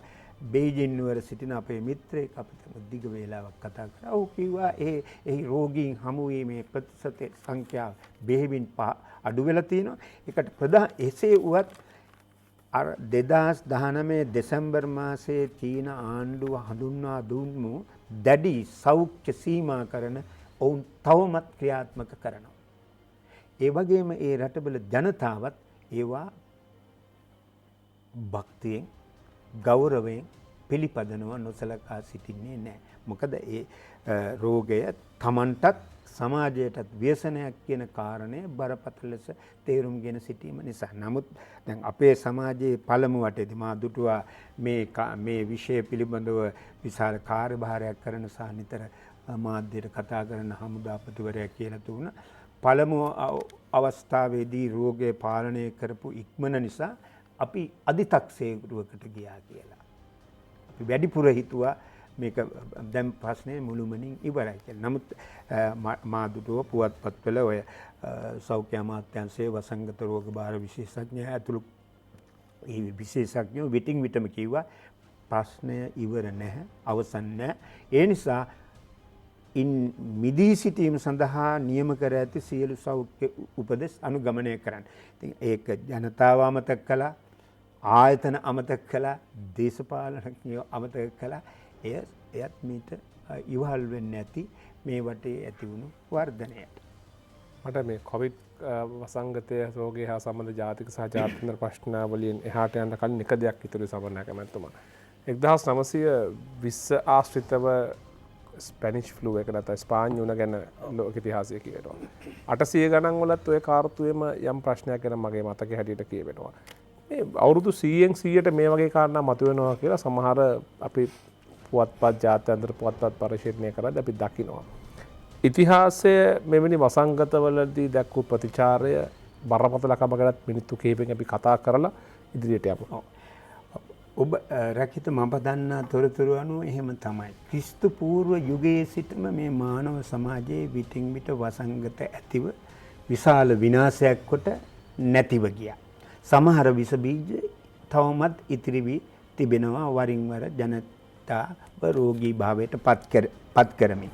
දැන් උදාහරණයක් මේ ක්‍රිස්තු වර්ෂ 429 වගේ කාලෙදී ග්‍රීසියේ ලිබියාවේ ඉතියෝපියාවේ ඇති වුණා ඇතන්ස් වසංගතය නමින් ඒ උණ රෝග වසංගතය. එයින් එදා ජනගහනය ඉතාම අඩුයිනේ. ලක්ෂයකට පමණ පිරිසක් මිය ගියා. මේ විදිහට මට හරියටම කියන්න බෑ ඒක අවුරුදු 100කට වරද්ද වෙන්නේ කියලා. නමුත් යම් කලින් කලට රෝග ඇතිව නැතිව ගොස් තිබෙනවා. අවසන් වරට ලෝකේ විශාල පිරිසක් බිලිගත් වසංගතය තමයි 13 වන සියවසේදී යුරෝපයේ කළු මරණ වසංගතය. ලක්ෂ ගණනින් මරණයටපත් වුණා. ඉතින් ඒ කාලේ මේ අද මෙන් සෞඛ්‍ය දියුණු නැහැ. sannivedanaya මෙසේ දියුණු වෙලා තිබුණේ නැහැ. ඒ නිසා ඒ රෝගවල නිසා සිදු වූ හානියත් වැඩි. අනිත් අර ඔබ සඳහන් කළ කාරණය 1918 19 අවුරුදු වල ස්පාඤ්ඤ උණ ස්පැනිෂ් ෆ්ලූ මේ ඒ නිසා ස්පාඤ්ඤ උණ නිසා සිදු වූ මරණ සංඛ්‍යාව මිලියන 75 100ක් අතර. ඉතින් එදත් අදට වඩා ලෝක ජනගහනය අඩුයිනේ. එය ස්පාඤ්ඤ උණ නමින් හැඳින්වුවත් ඒ ස්පාඤ්ඤයේ නෙවෙයි මුල. එය ආරම්භ වෙන්නේ ඇමරිකාවේ කැන්සස් නගරයේ. නමුත් ස්පාඤ්ඤයේ ප්‍රචලිත වාර්තා වුණු නිසා ඒ ස්පාඤ්ඤ උණ කියලා නම් කළා. එහෙම ස්පාඤ්ඤයේ ඒ ගැන වැඩිපුර කතා කරන්න සහ වාර්තා වෙන හේතුවක් තිබුණ රකිත මේ කාලේ තමයි පළවෙනි ලෝක යුද්ධය අවසන් වෙන්න තිබුණු වකවානුව. ඒ පළවෙනි ලෝක යුද්ධ සමයේදී ওই ප්‍රජාතන්ත්‍රවාදී කියන රටවල බරපතල මාධ්‍ය වාරණ පනවල තිබුණා. ඒ නිසා ස්පාඤ්ඤයෙන් මේක කතා කරේ නැහැ. ඉතින් මේවැනි රෝග ඇති වූ විට එදා නම් විශාල වශයෙන් මිය ගියා. බොහෝ පිරිස් ගැන කිසිම සැලකිල්ලක් පවා තිබුණේ නැහැ, විශේෂයෙන් දිලිඳු මිනිසුන් ගැන. දැන් අද එහෙම නෙවෙයි. අප හොඳටම දන්නවා අපේ රටේදී දිලිඳු කොරෝනා ආසාදිතයෙක් දිලිඳුකම නිසා මරණයටපත් උනේ නැහැ. මොකද මේ අපේ රටේ සෞඛ්‍ය සේවාව හැදිලා තියෙනවා. මේක අඩු ආදායම් රටක් වුණත් සියලු දෙනා රැකගන්න සෞඛ්‍ය සේවාවක් මානුෂීය මානවවාදී සෞඛ්‍ය සේවාවක් තිබීම නිසා අපි අමතක කළ යුතු නැහැ. එක්තරා අවධියකදී අපේ රටේ ඇතැම් පාලකින්ට දේශපාලන පක්ෂවලට අවශ්‍ය වී තිබුණා මේ සෞඛ්‍ය සේවාවත් මුදලට විකිනෙන සේවාවක් බවට පත් කරන්න. බිල් නිකුත් කරා. බිල් නිකුත් කරන තැනට සමහරව අර නිකන් බෙහෙත් දුන්නත් ගාණ දෙන ගන්නට කියලාත් බිලක් නිකුත් කරා සමහර අවස්ථාවල. ඉතින් එවැනි එය මේ රටේ ජනතාවගේ වාසනාවට සාර්ථක නොවුණු නිසා මේ අවුරුද්දේදී විශාල පිරිසක්ගේ ජීවිත රැක ගැනීමට අපට හැකියාව ලැබුණා. හොඳයි සමනක් මැතිතුමනි අපි වර්තමාන දේශපාලනය හා සම්බන්ධ කාරණා කිහිපයකට එන්න සූදානම්. ජනාධිපතිතුමා ධූරයටපත් වෙලා වසරක් ලැබෙන මාසෙට පිරෙනවා. මේ වසරක කාලය තුළ මොනවද රට වෙනුවෙන් කළේ කියන ප්‍රශ්නය මම අහන්නේ ජනාධිපති මාධ්‍යංශයේ අධ්‍යක්ෂ ජෙනරාල්තුමාගෙන් විදිහට. ඒ ප්‍රශ්නයට පිළිතුරු දීම සඳහා අපි මම විශ්වාස කරන ජනාධිපතිතුමා ධූරයට පත්වීමට පෙර වකවානුවට යන්නට අවශ්‍ය වෙනවා. ටිකක් පසුපසට ගමන් කරමු. ඒ විට තමයි අපට පැහැදිලි චිත්‍රයක් පින්තාරු කරන්න පිළිබං වෙන්නේ. 2015 මේ රටේ දේශපාලන පෙරළියක් සිද්ධ වෙනවා. විශාල චෝදනා සහ විශාල බලාපොරොත්තු ඇති. විශාල චෝදනා මත පදනම්ම විශාල බලාපොරොත්තු ඇති. නමුත් ඒ 2015 ජනවාරි 8 යහපාලන වෙනසින් ඒ වෙනස ඇති කරන්න දායක වූ ජනතාව, ඡන්දය දුන් ජනතාව අපේක්ෂා කළ දේ ඉටු වුණේ නැහැ. ඒ වෙනුවට ඊට හාත්පසින් වෙනස් ජනතාවට අහිතකර, රටට අහිතකර, රටේ දේශීය ආර්ථිකය අඩපණ කරන, ආරක්ෂාව බිඳ ක්‍රියාදාමයක් තමයි වුණේ. මෙය දැන් මම ප්‍රකාශ කරන විට රකිත කෙනෙක් මේකට වෙන අර්ථකථනයක් දෙන්න පුළුවන්. නමුත් පැහැදිලි සාක්ෂි තිබෙනවා. මම දන්නේ ඒක සුදුසුද කියලා අධිකරණය හමුවේ විභාග වෙමින් තිබෙන කරුණක් ගැන කතා කිරීමේ එසේ වුවත් පුවත්පත්වල පළවෙනවන මේ වාර්තා පාස්කු ඉරිදා ප්‍රහාරය ගැන ඒ කොමිසමේ සාක්ෂි විභාග විස්තර පුවත්පත්වල පළවෙනවා. ඒවා කියවුවොත් ඔබට දල අදහසක් ඇති කරගන්නට පිළිවන් කොයිතරම් අවිධිමත්, අපිළිවෙල, අරාජක, අස්ථාවර භාවයක්ද නිර්මාණය වී තිබුණේ. සෑම අතකින්ම 2015 දී යහපාලන වෙනසට දායක වූ ජනතාව, මං අදහස් කරන්නේ ඡන්දෙ දුන් පිරිස. ඒකට මුල්ලුණු බලවේග නෙවෙයි. ඒ මුල්ලුණු බලවේග මොනම හේතුව තිබුණත් ඒවා පිළිගන්න සූදානම් බවක් දකින්න නැහැ. ඒ අය නැවත වරක් දැන් ඒ තමන්ගේ අදහස් ප්‍රකාශ කරමින් කරලියට පැමිණ සිටිනවා. ඡන්දය ප්‍රකාශ කළ ජනතාවට තමන්ගේ අපේක්ෂා ඉටු වුණේ නැහැ. මේ ඉටු නොවුණු බවට පැහැදිලි සංඥා ඒ අවුරුදු 5 ඇතුළත වරින් වර එළියට ආවා. මට මතක විදිහට කීපයක් සඳහන් කරනවා නම් 2017 විපක්ෂයේ මැයි දින රැළිය ගාලු මුවතර පිටියේ. ඒ මැයි දින රැළිය කළේ විපක්ෂය. එවිට ඔවුන්ට ආණ්ඩු බලය තිබුණේ නැහැ. ඒ නිසා ආණ්ඩු බලය නැති පක්ෂයකට එවැනි රැළියක් සංවිධානය කිරීමේදී ආණ්ඩු බලය තිබෙන පක්ෂයට තරම් වාසිදායක කොන්දේසි නැහැනේ. මේ රටේ හැම පක්ෂයක්ම බලයේ සිටින විට රාජ්‍ය සම්පත් තමන්ගේ දේශපාලන ව්‍යාපෘති සඳහා භාවිත කරලා තිබෙනවා. එසේ නැතිව තිබුණු පරිසරයකදී දවන්ත ජන ගංගාවක් ගාලු මුවදර මැයි රැළියට සහභාගී වුණා. එදා ආණ්ඩු බලයේ සිටි අය අභියෝග කළා පුළුවන් නම් ගාලු පිටිය පුරවන්න. නමුත් ගාලු පිටියත් ගාලු පිටිය හා සමාන පළලකින් යුත් ගාලු ඒ අසල ගාලු පාරත් මිනිසුන්ගෙන් පිරී ගියා. කුමක්ද හේතුව? අවුරුදු කීයද? 2015 ජනවාරි 8 ඊට පස්සේ පාර්ලිමේන්තු බලය ලැබෙනවා 2015 අගෝස්තු 17. ඉතා කෙටි කලක් ඇතුළත ජනතාවට ඒ පාලකයින්ගේ ප්‍රතිපත්තිය එපා වුණා. දෙවෙනි අවස්ථාව තමයි 2018 පෙබරවාරි 10 පළාත් පාලන ආයතන ඡන්ද විමසීම. පළාත් පාලන ආයතන ඡන්ද විමසීම පැවැත්වුවේ යහපාලන ආණ්ඩුව එය පවත්වන්න බැරි තැනට ආවට පස්සේ බිත්තියට හේතු වුණාට පස්සේ තවත් පස්සට යන්න පුළුවන්කම තිබුණේ නැහැ. අද ප්‍රජාතන්ත්‍රවාදය ගැන කතා කරන සියලු කණ්ඩායම් එදා ඡන්ද කල් දාන්න උදව් කළා. දෙමළ ජාතික සන්ධානය, ජනතා විමුක්ති පෙරමුණ, ඔය නොයෙක් නම් වලින් පෙනී සිටින සිවිල් සමාජ සංවිධාන. 2018 පෙබරවාරි 10 පළාත් පාලන ආයතන ඡන්ද විමසීමේදී ආණ්ඩු බලයේ සිටිය පාර්ශව සියල්ල එකට තියලායි පරාජය කළේ. වෙන වෙනම නෙවෙයි. ඉතින් ඒ පරාජය පෙන්눔 කළේ ජනතාවගේ අපේක්ෂා බිඳී ඇති බව, භංග වී ඇති බව. ඒ තමයි 2019 නොවැම්බර් 16 ජනාධිපතිවරණයේදී උච්ච අවස්ථාවට එන්නේ. බිඳී ගිය අපේක්ෂා, බිඳ වැටුණු අපේක්ෂා නැවත පණ ගන්නවන්න, ඒවා සපුරා ගැනීමට හැකිය කියන විශ්වාසය ජනිත කරන්නට වත්මන් ජනාධිපතිවරයාගේ නායකත්වයෙන් යුත් බලවේගයේ සමත් වූ නිසා තමයි 2019 නොවැම්බර් 16 මැතිවරණයේදී සමහර විට හුන් පවා අපේක්ෂා නොකළ විදිහේ විශාල ජනවරමක් ලැබෙන්නේ 69 ලක්ෂයක. දැන් ඊට කලින් අදහසක් තිබුණා සුළු ජනතාවගේ විශාල ඡන්ද ප්‍රතිශතයක් නැතුව රටේ ජනාධිපතිවරයා තෝරගන්න බෑ කියන. ඒ මුල් බැසගත් අදහස් පවා බිඳ හෙළමින් තමයි මේ ජයග්‍රහණය එන්නේ. ඒ ජයග්‍රහණයට හේතු වෙනවා දැවැන්ත වශයෙන් යහපාලන ආණ්ඩුව සමයේදී ජනතා අපේක්ෂා බිඳ දැමීම ආණ්ඩුව පටන්ගත් දවසේ සිටම. ඒ තමයි කුළු ගැන්වුණු අවස්ථාව. ඒ නිසා පොදුවේ ගත් පිට ජනතාවට අවශ්‍ය වුණ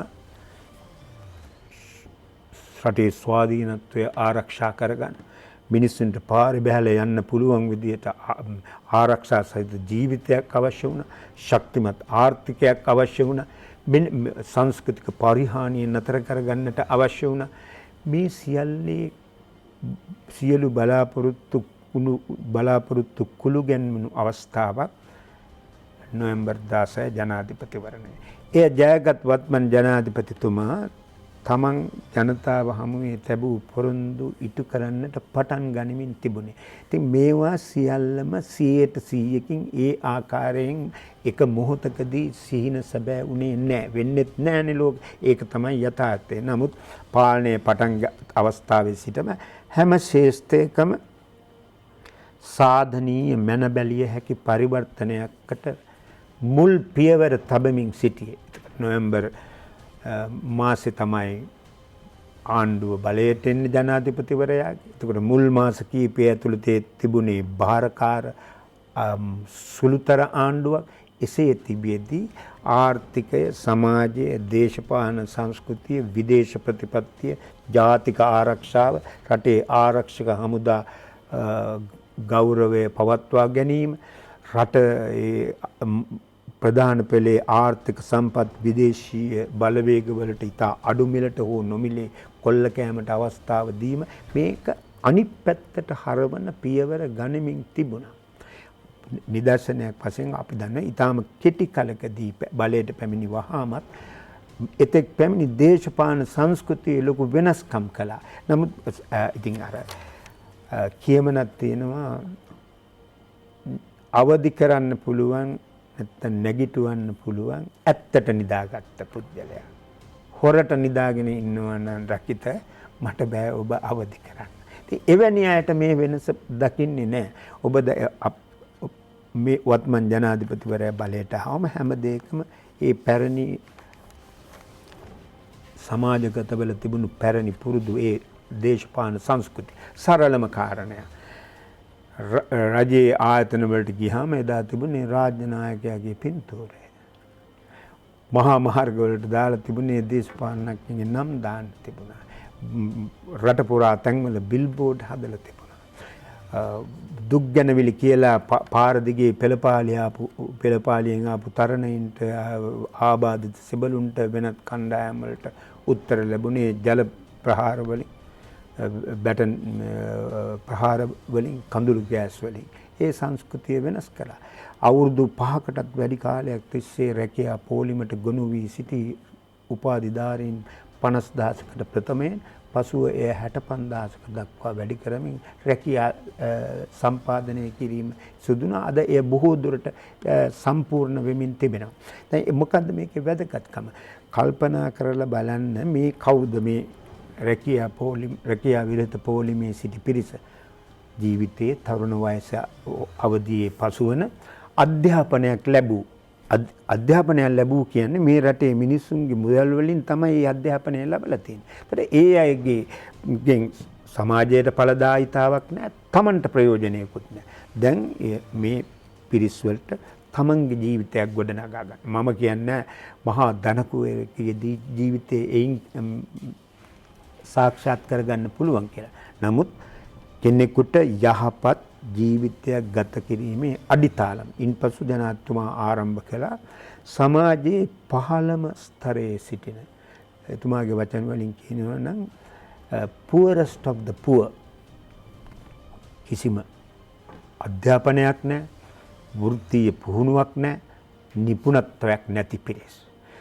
ඒ අය අතරින් ඒ අය අයත් පවුල් වලින් තෝරාගෙන ලක්ෂයක් දෙනාට රැකියාවක් පුහුණු කරලා රැකියාවක නියුක්ත කරන්න. දැන් මෙහි තිබෙන ආර්ථික ඵල ප්‍රයෝජනය පමණ නොවේ, සමාජීය ඵල ප්‍රයෝජනයක් තිබෙනවා. එවැනි දුප්පත් කමේ පතුලේම විශාල පිරිසක් රැඳී සිටින විට ඒ අය තමයි තාම කාලකන්ණි ජීවිතයක් ගත කරනවා, අපේක්ෂා භංගත්වයෙන් තොර ජීවිතයක්. ඒ විතර නෙමෙයි, ඔවුන් තමයි පහසුවෙන්ම මද්ද්‍රව්‍ය ජාවාකාරම් කරුවන්ගේ අපරාධ කරුවන්ගේ වෙනත් අපචාරවල ගොදුරු බවට පත්වන්නේ. ඉතින් ඒ ක්‍රියාදාමයක් ආරම්භ කරමින් සිටියේදී ගම්බද මාර්ග කිලෝමීටර් ලක්ෂයක් අලුතින් කාපට් තුරා සංවර්ධනය කිරීමේ වැඩපිළිවෙල ආරම්භ වුණා. දේශීය ආර්ථිකයේ කෘෂිකර්මය නගා සිටවීම, අර විදේශීය බලවේගවල උවමනාව සඳහා ආරක්ෂක හමුදා පාවා දීමේ ක්‍රියාදාමය නතර වුණා. ඒ සියල්ල කරමින් සිටියේදී තමයි දෙසැම්බර් මාසෙදී චීනයෙන් කොරෝනා වෛරසය මතුවෙන්නේ. ඒක කෙටි කලකින් අපට දැනෙන්නට පටන් ගන්නවා. ශ්‍රී ලංකාවට වෙනවා ජනවාරි මාසයේදී වුහාන් නගරයේ රැඳී සිටි ලංකාවේ ළමයි ටික ගෙන්න ගන්න. ඉන් පස්සේ මාර්තු මාස වන විට ලංකාවෙන් පළමුවෙනි රෝගියා හමු වෙනවා. ඒ කියන්නේ ශ්‍රී ලාංකිකයා. ඊට පෙර චීන ජාතික කාන්තාවක් රෝගී ලෙස අඳුනාගත්තා. ඉන් පස්සේ ඉතිරි කොටස තමයි අපි කලිනුත් කතා කළේ. දැන් ඒ රෝගය පාලනය කොට අගෝස්තු 5 වෙනිදා මහා මැතිවරණයෙන් අනතුරුව ස්ථාවර ආණ්ඩුවක් පිහිටවීමෙන් පසු අර කොවිඩ් වසංගතය සමග ඇනහිට තිබූ ඒ සංවර්ධන ක්‍රියාදාමය නැවත පණන් ගන්නවල ඉදිරියට යන්න පටන් අරගෙන තිබෙනවා. මේවා නැවත කිව යුතු මේ එක රාත්‍රියකින් එක දවසකින් වසරයකින් සිදු කරන්න පුළුවන් පෙරලියක් නොවේ. නිදහස ලැබී අවුරුදු 70 ගණනකට පසුවත් අපේ ආර්ථිකය සීමා සහිත ආර්ථිකයක්. විශාල පිරිසක් ඉන්නේ දින්දුකමේ පතුලේ. මට එක සාක්ෂියක් කියන්න ඉඩ දෙන්න. දැන් මේ අපේ රටේ තියෙනවා ජන හා සංඛ්‍යා ලේඛන දෙපාර්තමේන්තුව. එය අවුරුදු 3කට වරක් සමීක්ෂණයක් කරනවා. ඒ සමීක්ෂණය හඳුන්වන්නේ කුටුම්බ ආදායම් සහ වියදම් සමීක්ෂණය. දැනට ඒ අවසන් සමීක්ෂණය කරලා තියෙන්නේ 2016 මම දන්න විදිහට. මට ඊට පස්සේ උසවා ගන්න බැරි වුණා. ඒ සමීක්ෂණය ගතහොත් මේ අපේ රටේ ආදායම් උපයන්නන් 20 කාණ්ඩවලට බෙදුවාම රකිත 15ම ඉන්න 20ට ලැබෙන්නේ සමස්ත ජාතික ආදායමෙන් 5% වැනි කොටසක්. 15ම ඉන්න 120. උඩම ඉන්න 120ට ලැබෙනවා 51ක් වැනි කොටසක්. ඒතර 15ම ඉන්න 120ට එක පවුලකට මාසයකට ලැබෙන ආදායම රුපියල් 14000යි. ඔබ මොහොතකට හිතන්න රුපියල් 14000කින් උට කරන්න පුළුවන් මොකක්ද? එතකොට මෙන්න අපේ ආර්ථිකයේ තත්ත්වය. ඊළඟට අපේ ආර්ථිකයේ විවිධාංගීකරණය වුණේ නැහැ, ආදායම් ප්‍රසාරණය වුණේ නැහැ. මේ වගේ බරපතල ප්‍රශ්න සමුදායකින් සමග පොරබදමින් සිටින රාජ්‍යයක් තමයි 2019 නොවැම්බර් ජනාධිපතිවරණයෙන් පසු වත්මන් ජනාධිපතිවරයා තමන්ගේ පාලනයට ගන්නේ. එය නිවැරදි පීල්ලට තියන්න තව බොහෝ කාලයක් ගත වේවි. මට මේකට එකතු කරන්න දෙන්න උදාහරණ දෙකක්. අද මේ රටේ බොහෝ අය කැමතිනේ අපි සිංගප්පූරුවක් කරන්න කියලා.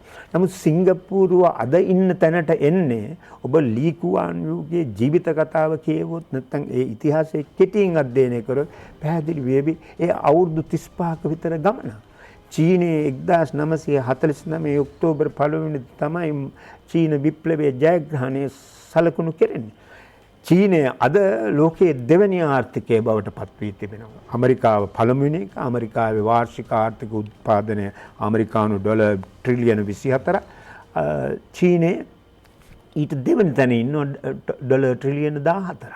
එතකොට දැන් චීනය එතනට එන්නේ කොහොම තිබුණු චීනයක්ද? 49 අවධියේදී චීනයේ ශීත ඍතුවේදී මිනිස්සු පාරවල් වල මිය ගියා සාගින්නෙන් සහ ශීතයට අසු වෙලා. එවැනි රටක්. එතකොට මගේ තර්කය නිවැරදි පීල්ලට මාරුවන රාජ්‍යයකට සතුටුදායක තැනකට ගමන් කිරීම සඳහා සැලකිය යුතු කාලයක් ගත වෙනවා. ඒ සඳහා කැපකිරීම කරන්න ඕන, වෙහෙසලා වැඩ කරන්න ඕන. ආර්ථිකයට සමාජයට අපි හැමෝම අපේ දායකත්වය දෙන්නට ඕන. අපිට විශාල රාජ්‍යාංශයක් තිබෙනවා. නමුත් අපේ රාජ්‍යාංශයේ හොඳ සේම ඊටාම නරක පාර්ශවයක් තිබෙනවා. ඉතින් ඒව වෙනස් කිරීමේ උවමනාව මේ වර්තමාන ජනාධිපතිතුමාට තිබුණා. ඔව් එතුමා ඒ සඳහා ක්‍රියාමාර්ග ආරම්භ කරමින් තිබෙදී තමයි මේ අර බාහිර අභාග්‍ය අපමත පතිත වුණේ. අපි තවදුරටත් මේක සාකච්ඡා කරන්න සූදානම්. 2019 ආණ්ඩුවේ අභ්‍යන්තරයේ ප්‍රශ්න තිබෙනවද? මේ වගේ කාරණා කිහිපයකුත් දේශපාලන වශයෙන් අපිට මතුවන කාරණාත් අපි මතු කරන්න කැමති. තීරණය තුළින් කෙටි විරාමයක් ලබාගෙන ඉන්න අතරතුර.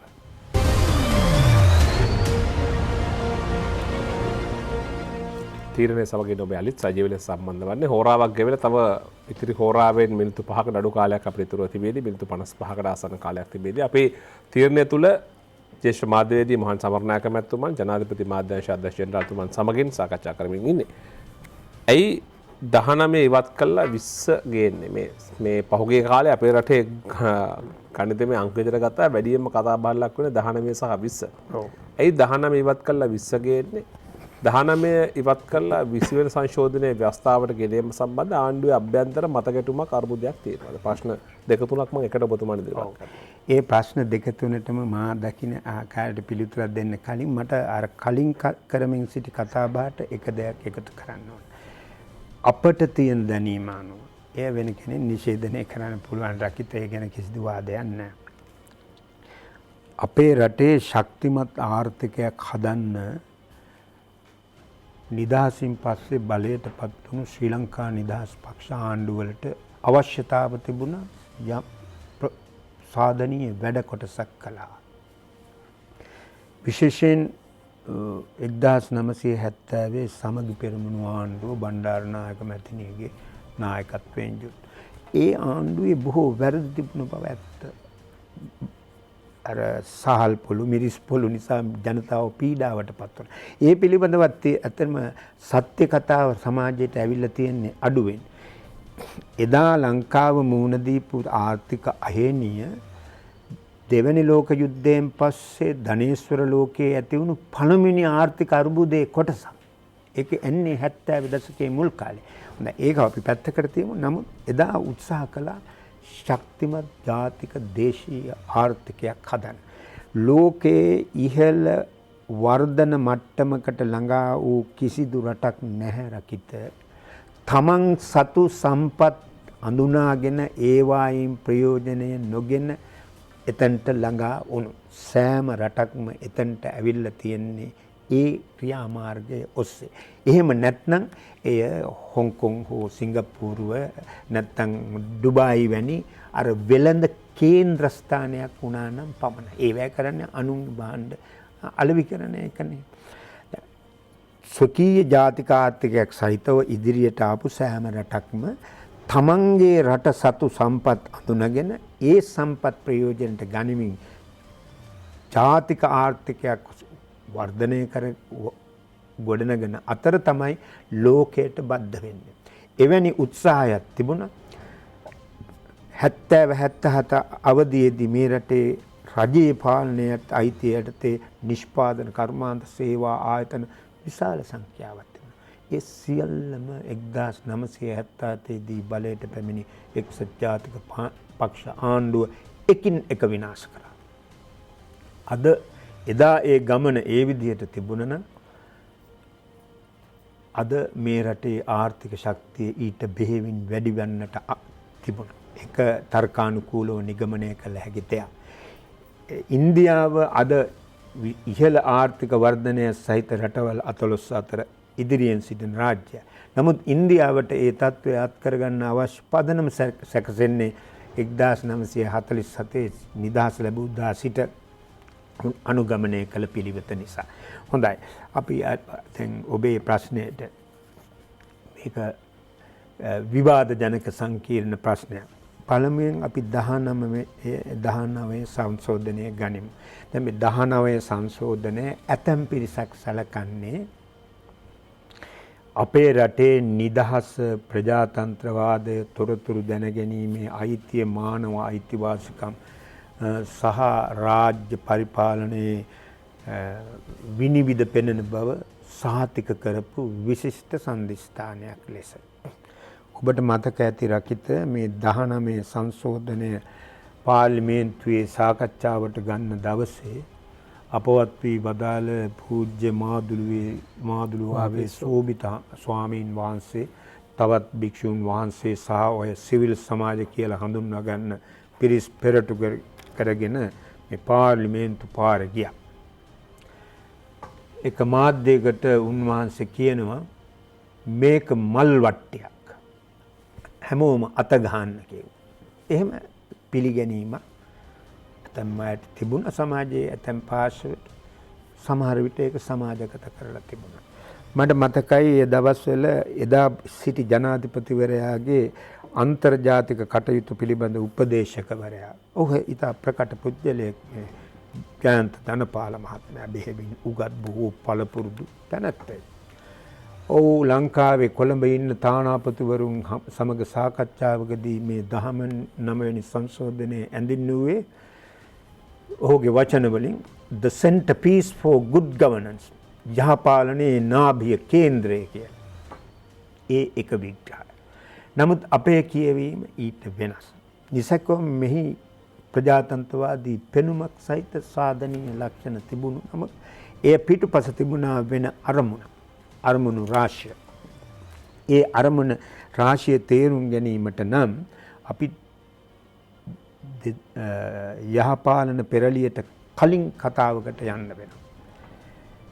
2015 වර්ෂයේදී 2016 වර්ෂයේ ඇමරිකා එක්සත් ජනපදයේ රාජ්‍ය දෙපාර්තමේන්තුවේ මූල්‍ය ප්‍රකාශනයේ හැඳින්වීම ලියනවා එදා ඇමරිකාවේ සිටි රාජ ලේකම් ජෝන් කෙරි. ඒ හැඳින්වීමේ ඔහු සඳහන් කරනවා අපි 2015 දී රටවල් 3ක ප්‍රජාතන්ත්‍රවාදය නැවත ඇති කිරීම සඳහා ඔහු භාවිත කරපු වචනේ to restore democracy. ප්‍රජාතන්ත්‍රවාදය තිබුණේ නැහැ ඒක නැවත ඇති කරන්න. ඩොලර් මිලියන 586ක් වැය කරා. රටවල් තුන ශ්‍රී ලංකාව, නයිජීරියාව සහ මියන්මාරය. රකිත එහෙම මුදල් වැය කරන බලවත් රටවල් ප්‍රජාතන්ත්‍රවාදය කියන්නේ තමන්ට රිසි පරිදි රටක් පාලනය කරන්න පුළුවන් නම් ඒ රට තමයි ඒගොල්ලෝ ප්‍රජාතන්ත්‍රවාදීත්. දැන් අන්න ඒ ව්‍යාපෘතියේ ප්‍රතිඵලයක් තමයි 2015 ජනවාරි 8 යහපාලන දේශපාලන පෙරළිය. ඒ පෙරළිය පිටුපස තිබුණා ලෝකය පාලනය කරන රාජ්‍යයන්ගේ න්‍යාය පත්‍රය. ඒ න්‍යාය පත්‍රයට අවශ්‍යයි පරිධියේ තිබෙන රටවල්. මේ දැන් අතිරේක කරුණක් කියන සඳහන් කරන ඉතිහාසයේ ඕනෑම අවධියකදී ලෝකයේ කිසියම් රාජ්‍යයන් අතර සබඳතාවන්ගේ යම් රටාවක් පෙළගැස්මක් දකින්න පුළුවන්. වර්ල්ඩ් ඕඩර් එකක් තියෙනවා. අවුරුදු 400ක 500ක පමණ සිට ලෝකයේ ගොඩනැගුණු ලෝක රටාවේ මූලික ලක්ෂණය තමයි ධනවත් සහ බලවත් රාජ්‍යයන් 14ක් තමයි ලෝකය දේශපාලන ආර්ථික සංස්කෘතික සහ මිලිටරි වශයෙන් පාලනය කරන්නේ. රකිත මේ දැනට අවුරුදු දෙකකට පෙර ඉතා ලෝක ප්‍රකට සමාජ ආර්ථික විද්‍යාඥයෙක් මිය ගියා. ඔහුගේ නම සාමීර් අමීන්. ඔහු කියන ඔහුගේ රට සෙනෙගාලය, මුල් රට ඊජිප්තු. ඔහුගේ ලේඛනවල ඔහු කියනවා ලෝකය පාලනය කරන්නේ ත්‍රිමූර්තියක් විසින්.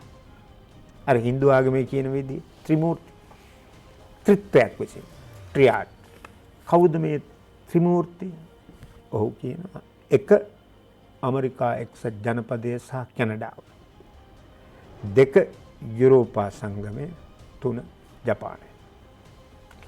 මෙන්න මේ රටවලට අවශ්‍යයි ඔවුන් අත්කරගෙන තිබෙන ආර්ථික සමෘද්ධිය පවත්වා ගැනීම සඳහා සෙසු සියලු රාජ්‍යයන් එනම් පරිධියේ තිබෙන පරිවාරයේ තිබෙන රටවල් තමන්ට අවශ්‍ය පරිදි පාලනය කරන්න.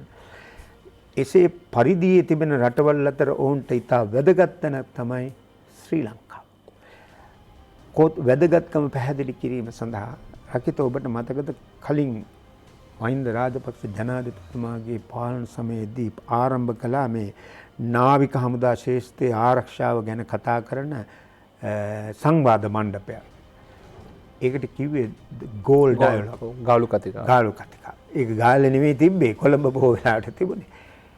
ඒන එක අවස්ථාවක මගේ මතක විදිහට 2011 පමණ මේ ගාලු කතිකාවේ ප්‍රධාන කතාව කරන්න ආවේ ඇමරිකා එක්සත් ජනපදයේ ඉන්දු ශාන්තිකර කලාපයේ නාවික හමුදාවේ අනදෙන නිලධාරියා. ඔහුගේ නම ඇඩ්මිරාල් හැරි හැරිස්. ඔහු කියනවා ශ්‍රී ලංකාවේ කරුණු 3ක් නිසා වැදගත් වෙනවා ලෝකෙට. එක ලොකේෂන්, ඒ කියන්නේ පිහිටීම, දෙක ලොකේෂන්, තුන ලොකේෂන්. මෙන්න මේ නිසා මේක හැම ලෝක බලවේතුකටම මේ රට තමන්ගේ කක්ෂය ඇතුලේ තියාගන්න අවශ්‍යයි. එක්සත් ජනපදයට, ඉන්දියාවට, ඉන්දියාවේ අර කලින් හිටිය ආරක්ෂක උපදේශකවරයා ලිව්ව පොතක තියෙනවා ශ්‍රී ලංකාව කියන්නේ මේ permanent aircraft carrier. ඉන්දීය සාගරයේ තියෙන ස්ථිර ප්‍රහාරක ගුවන් යානා ගෙන යන නෞකාවක්. මේක ඒගොල්ලන්ට ඕනේ. චීනයට, යුරෝපා සංගමයට. අන්න ඒ පිරිස් ගෙනාපු පෙරළියක් තමයි 2015. ඒ පෙරළියේ අරමුණු සපුරා ගැනීම සඳහා සුජාත සලුපිලි පළඳවා ඉදිරියට ගෙනාපු ලියවිල්ලක් 19 වෙනි ආණ්ඩුක්‍රම ව්‍යවස්ථාව. ඒකෙන් අපේක්ෂා කළේ මේ රට බාහිර බලවේග වලට කන්ට්‍රෝල් කරන්න පුළුවන්. ඇතුළතින් දුර්වල, දුබල, අස්ථාවර, කේන්ද්‍රීය පාලනයක් නැති වෙළඳපොළ මේ රටේ ආර්ථිකය ලෝකයේ ප්‍රධාන පෙළේ සමාගම් වලට බිලිදෙන ක්‍රමයක් තමයි මේකෙන් හදන්න අපේක්ෂා කළේ. ඉතින් එහි ප්‍රතිඵල අපි දැන් දකිනවා දිනපතාම පාස්කු ඉරිදා ප්‍රහාරය පිළිබඳ කොමිසම් හමුවේ මේ 19 ප්‍රතිඵල මෙමින් තිබෙනවා. ඒ වෙනස් කිරීම සඳහා තමයි වත්මන් ආණ්ඩුව ජනතාවගෙන් බලය ඉල්ලනකොට දුන් පොරොන්දු අතර එකක් 19 වෙනි ව්‍යවස්ථාවෙන් ඇති කළ අස්ථාවරත්වය ඉවත් කොට ස්ථාවර ආණ්ඩුවක් පවත්වා ගැනීම සඳහා ස්වාධීනත්වය ආරක්ෂා කර ගැනීම සඳහා රට කැබලි වලට බෙදී වෙන්වී යාම නතර කිරීම සඳහා ව්‍යවස්ථාවක් ගෙන එන බව. ඒතර මේ ව්‍යවස්ථාව ගෙන මේ බලය ලැබෙන්නේ 2005 2020 අගෝස්තු පහ මහා මැතිවරණය. අලුතින් ව්‍යවස්ථාවක් සම්පාදනය කිරීමට සැලකිය යුතු කාලයක් ගතවන බැවින් 20 වෙනි සංශෝධනය. මේ පිළිබඳව පැහැදිලිව දකින්න ලැබෙනවා ආණ්ඩුව නිර්මාණය කරන කණ්ඩායම් අතරම යම් වෙනස් මත දකින්න පුළුවන්. ඉතින් මෙතනදී මේවැනි වෙනස්කම් ඇතිවීම මම දකින්නේ ස්වාභාවිකයි. මොකද මේක පෙරමුණ. තනි පක්ෂයක් නෙවෙයි.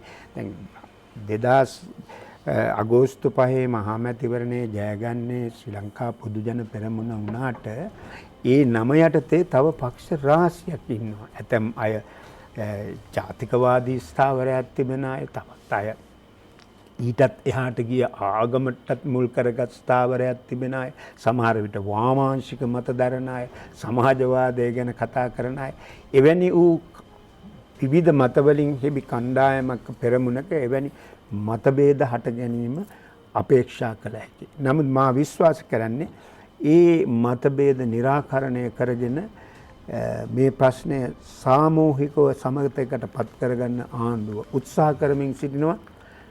එය සාර්ථක වීම ආණ්ඩුවෙත් මේ ආණ්ඩුව බලයට පත් කිරීම සඳහා ඡන්දය ප්‍රකාශ කළ ජනතාවගේ අපේක්ෂාව.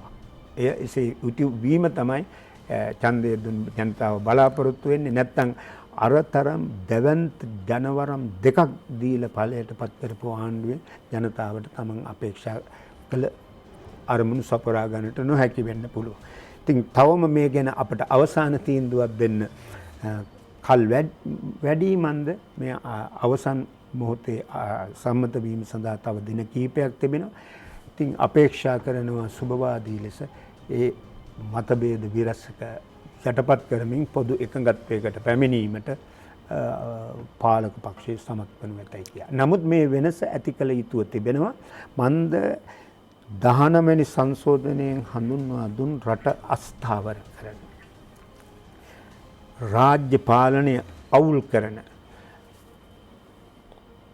ස්ථාවර ප්‍රතිපත්තියක් අනුගමනය කිරීමට සැලසුම්කට ක්‍රියාත්මක කිරීමට තිබෙන ඉඩ අවකාශය පැහැර ගන්න මේ දේශපාලන වාතාවරණය ඉවත් කොට ශක්තිමත් රාජ්‍යයක් බිහි කිරීමට නම් ශක්තිමත් රාජ්‍යයක පදනම මත තමයි රකිත ශක්තිමත් ආර්ථිකයක් ගොඩනැගීම සිද්ධ වෙන්නේ.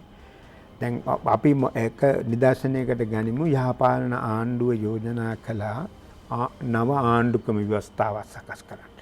දැන් ඔවුන් එවැනි ආණ්ඩුක්‍රම ව්‍යවස්ථාවක කෙටුම්පතක් එළියට දැම්ම.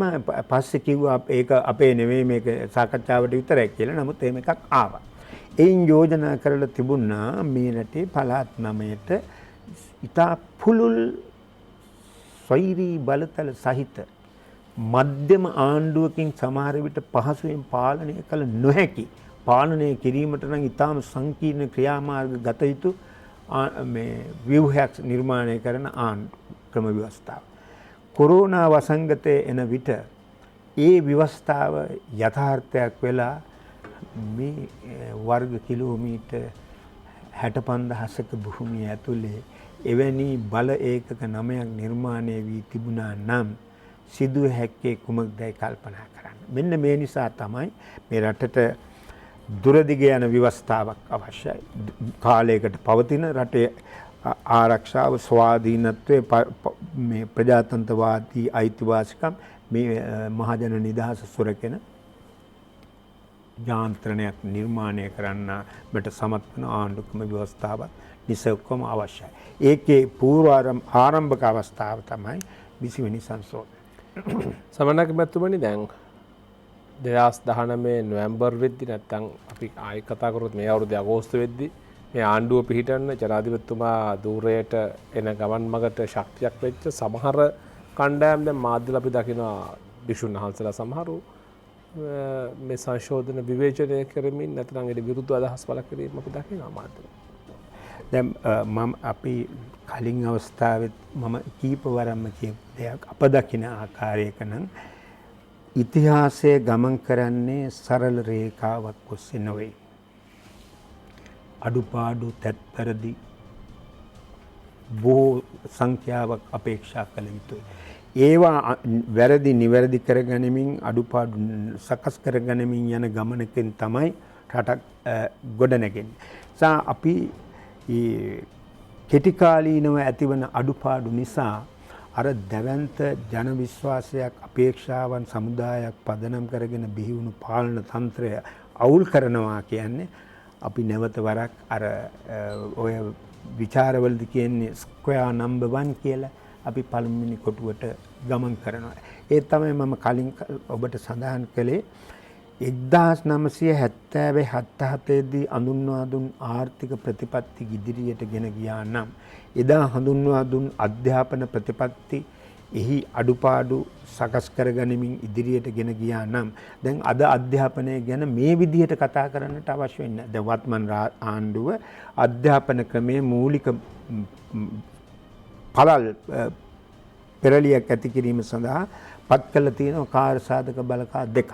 දැන් හෙට අනිද්දා ඒ කාර්යසාධක බලකාවල වාර්තාව එනවා. ජනාධිපතිතුමාට යෝජනා කරලා තිබෙන්නේ ඒ වාර්තා සම්පාදනය කළාම ජනතාවගේ සංවාදයට බඳුන් කළා පොදු එකඟත්වයකට ඇවිත් ඒ ක්‍රියාත්මක කිරීම. මොකද අපේ අධ්‍යාපන ක්‍රමය මේ වැඩෙන වෙනස් වෙන ආර්ථික අවශ්‍යතා තරුණයින්ගේ අපේක්ෂාවලට සරිලන ආකාරයට සකස් වී නැති නිසා. මට කියන්න අවශ්‍ය කාරණය තමයි රකිත 1970 අවදීදී ඒ සඳහා වූ පළමු පියවර තියලා තිබුණේ. ඒ නිවැරදිකට ඉදිරියට ගෙන යනවා වෙනුවට මුළුමනින්ම ආපසු හැරවීමක් වුණා 77 බලයටපත් වුණු ආණ්ඩුව. මොකද ඒක තමයි ඒ බලයට පැමිණි ආණ්ඩුවේ දර්ශනය වුණේ 2015 බලයට පැමිණි ආණ්ඩුවේ දර්ශනයම තමයි. මේ දර්ශනය ඉතාම පොදු ව්‍යවහාරයේ වචනයක් කියන නියෝ ලිබරල් ආර්ථික මාදිලිය. නියෝ ලිබරලිසම් කියන්නේ සමාජයේ තිබෙන සියලු දේ වෙළෙඳ භාණ්ඩ බවට පත් කිරීම. වෙන වචන වලින් කියනවා නම් සමාජය විසින් වෙළඳපොළ පාලනය කිරීම නොවේ වෙළඳපොළ විසින් සමාජය පාලනය කිරීම. අද මාධ්‍යයට වෙලා තිබෙන්නේ ඒක. මෙන්න මේ මාදිලිය තමයි එදා ඒ බලයට පැමිණි ආණ්ඩුවේ තිබුණේ. 2015 ආණ්ඩුවෙත් එකයි 2001 දෙසැම්බර් මාසේ බලයට පැමිණි අර අවුරුදු කිහිපයක් විතර තිබුණු ආණ්ඩුවේ එකත් මේ දෘෂ්ටිය වැඩපිළිවෙලත් ඒකයි. ඉතින් ඒ වැඩපිළිවෙල නිසා සිදු අනර්ථය අපි දැකම අලුතින් තෝරාගත් පාලන තන්ත්‍රයේ අඩුපාඩු සහ වැරදි නිසා හුදෙක් ඒවා ඒ වැරදි සලකා ඒ අවුල් කරනවා නම් දිවිනසා ගැනීමක් ලෙසයි මා දකින්නේ. මම සමනක් මැතිතුමා දැන් 2015 දී ජාත්‍යන්තර සාධක ක්‍රියාත්මක ආකාර ඔබතුමා යම් ආකාර පැහැදිලි කිරීමක් කළා. ඇමරිකාවේ ශාන්තිකර කලාපයේ අනුදෙල්දාරීතුමාගේ ප්‍රකාශය මට ඊළඟට අහන කාරණාවක් තිබෙනවා. මම කෙටි විරාමයක් අරගෙන මෙන්න මොකද දියාගෝ ගාෂියාවේ මොකද වෙන්නේ කියන එකයි ත්‍රිකුණාමලයයි මේවා සම්බන්ධ වෙනවද කියලා අපිට යම් අදහසක් තිබෙනවා. අපි කෙටි විරාමයක් අරගෙන තීරණය සමගින් සම්බන්ධ වෙන්න සූදානම්.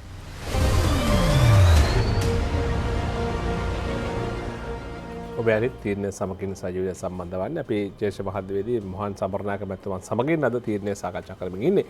මම මේ ප්‍රශ්න විමසන්නේ සමරනායක මැතිතුමා ඔබතුමා වර්තමානයේ දරන මේ තනතුරු ආශ්‍රිත පැහැදිලි කිරීමක් නෙමෙයි. අපි අවුරුදු ගණනාවක් තිස්සේ අපි ජාත්‍යන්තර කාරණා පැහැදිලි කරවා ගන්නට ඔබතුමා තමයි අපි ආරාධනා කරේ. ඔබතුමා තමයි අපිට ඉන්න සමීපතම සහ වඩාත්ම විශ්වාසනීය සම්පත්දායකයා. මම ඒ කාරණාව මාංකව කියන්න ඕනේ. ඒ නිසාම මේ ලංකාවේ භූගෝලීය පිහිටීම ලංකා භූගෝලීය පිහිටීම ජාතික සහ ජාත්‍යන්තර වශයෙන් මතු කරන දේශපාලන සංසිද්ධිවලට කොහොමද බලපාන්නේ කියන දේ.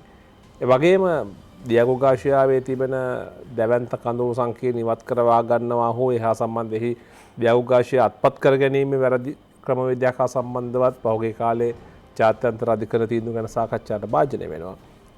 මේවා අපේ රටේ අභ්‍යන්තර දේශපාලන හැසිරීමට සම්බන්ධ වෙන ආකාරය පිළිබඳව ඔබතුමාගේ පැහැදිලි කිරීම කුමක්ද?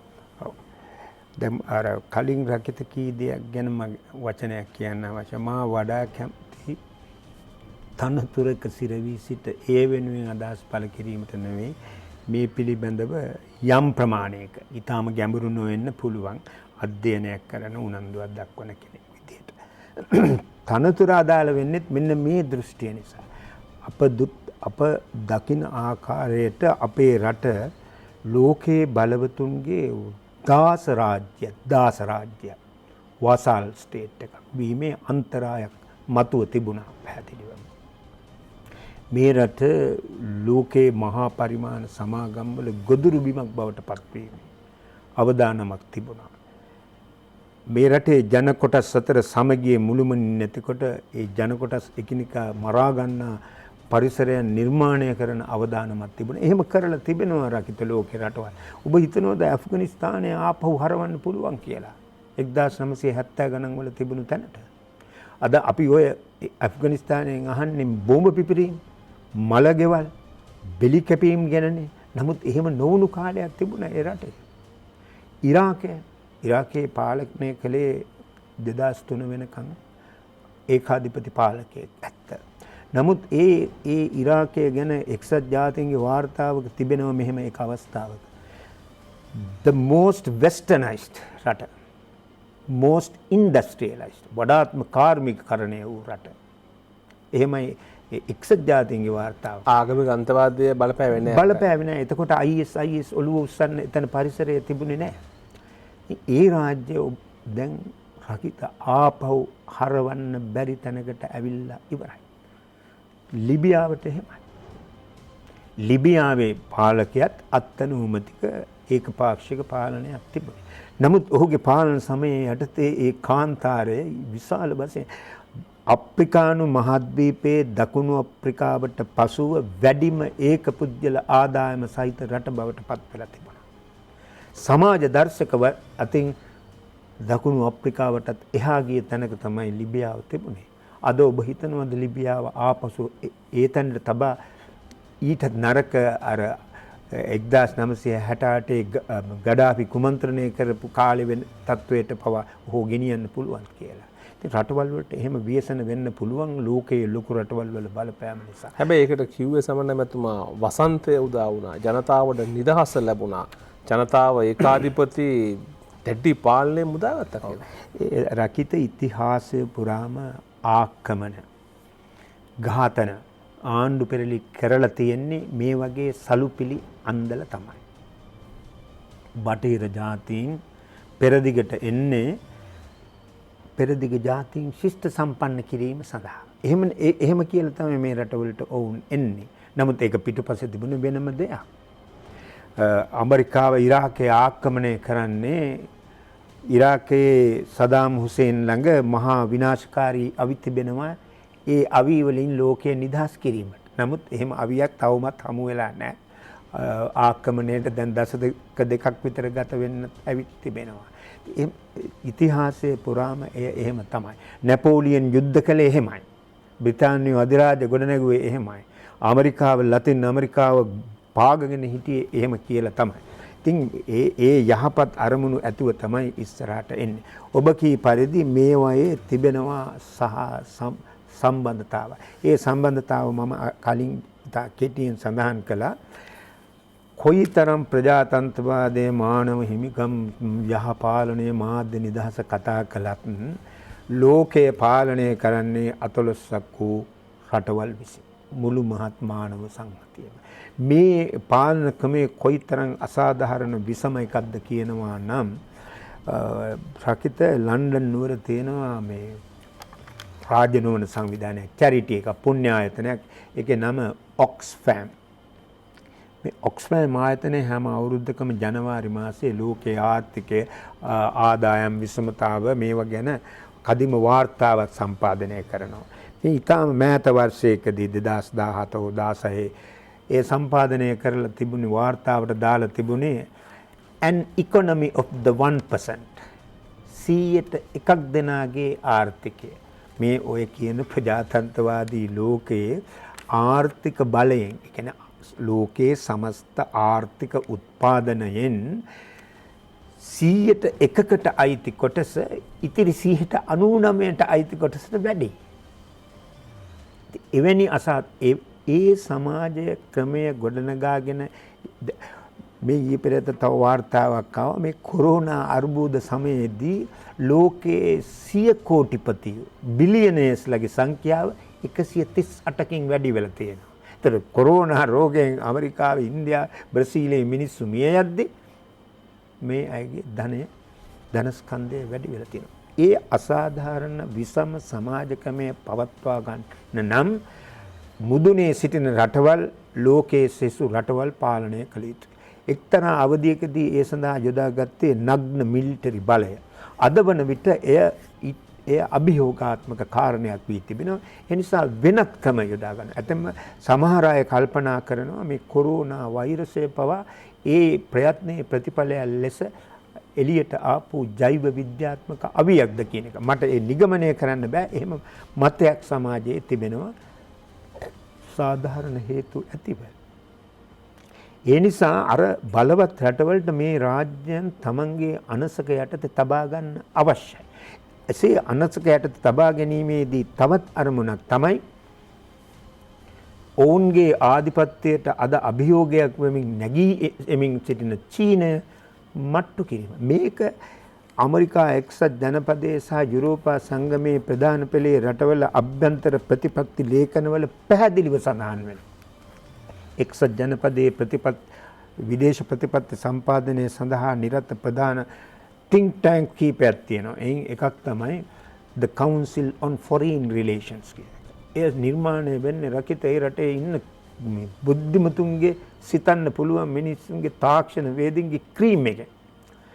ඔවුන් 1015 සකස් කරන වාර්තාවක කියනවා ඇමරිකාවේ ආධිපත්‍යයට ඇමරිකාව ප්‍රමුඛ බටහිර රටවල ආධිපත්‍යයට තියෙන තර්ජනය තමයි චීන. ඒක නතර කරන්න ඕන. මේ මෑතකදී දැන් හෙට අනිද්දා ලංකාවට එනවයි කියලා සමහර වාර්තා තිබුණා. ඇමරිකාවේ ආරක්ෂක ලේකම්වරයා මාක් එස්පර් ඔහු ප්‍රසිද්ධිය කිව්වා අපි ඉතා ඉක්මනින් ආසියාවේ න්‍යෂ්ටික මිසයිල් ස්ථානගත කරනවා. ඒ ප්‍රකාශය කරේ ඕස්ට්‍රේලියාවේ පුවත්පතකට. ඒ ප්‍රකාශය කරන ගමින් ඔහු කියනවා ඒ කරන වෙලාව we will do it sooner rather than later. මිනිම්ම කරනවා කියන එකයි. මේක තමයි මේ රටවල් තමන්ගේ ගාණයට ගොදුරු කර ගැනීමේ ව්‍යායාමයේ තිබෙන අරමුණු වලින් එකක්.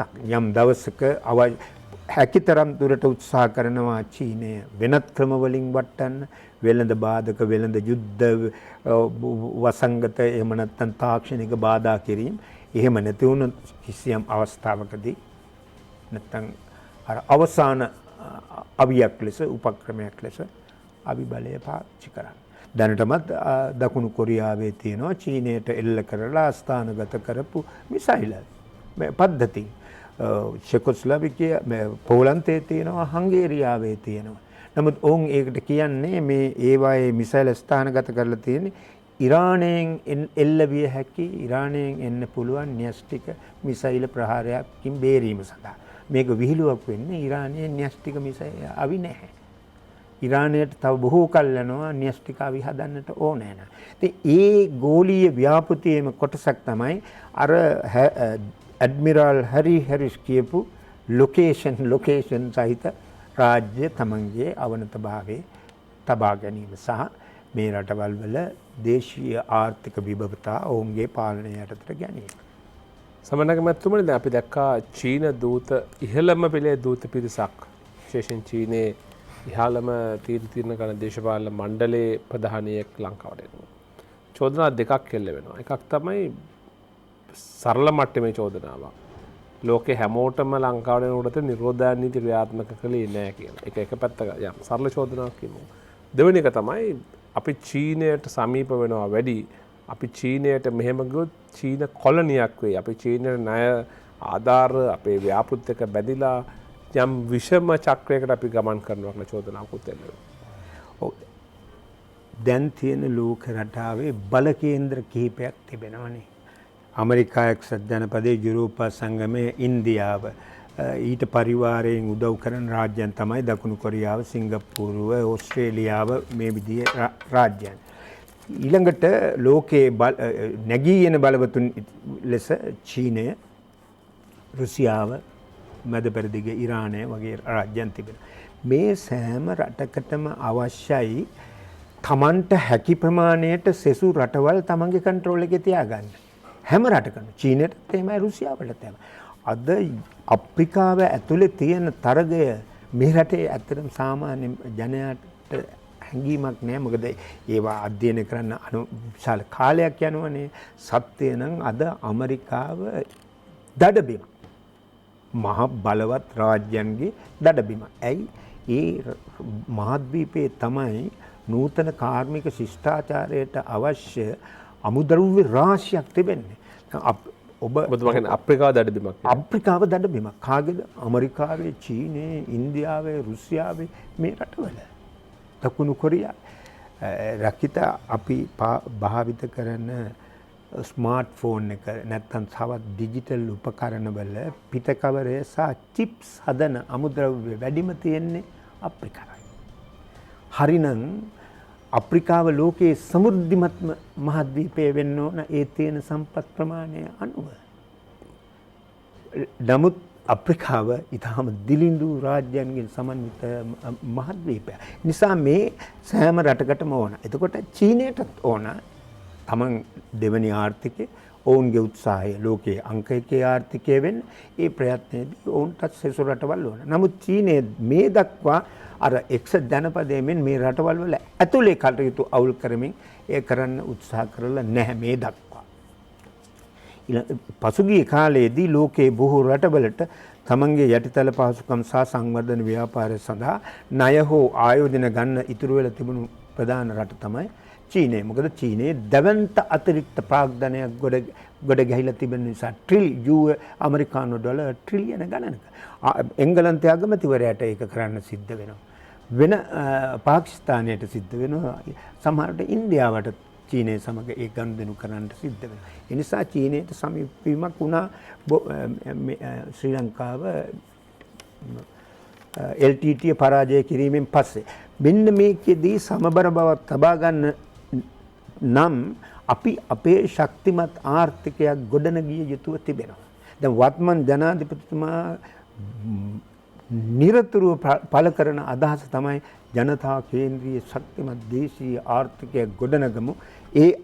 ඊට සමගාමීව අපට වාසිදායක හෝ අන්‍යෝන්‍ය වශයෙන් වාසිදායක කොන්දේසි යටතේ ලෝකයේ සමග බද්ධ වෙමු කියන්නේ. මම දකින්නේ මේ මොහොතේ ඊට හැර උපාය මාර්ගයක් අප දකින්නේ නැහැ. ඉතින් එවැනි තත්වයකදී ලෝකයේ බලවත් රටවල නියෝජිතයෝ දෙදෙනෙක් එන විට ඔබ මේ දවස් 4ක් ක්වොරන්ටයින් වෙන්න කියනවා 17 දවස් 14 ඒක යථාර්ථයක් නොවේ.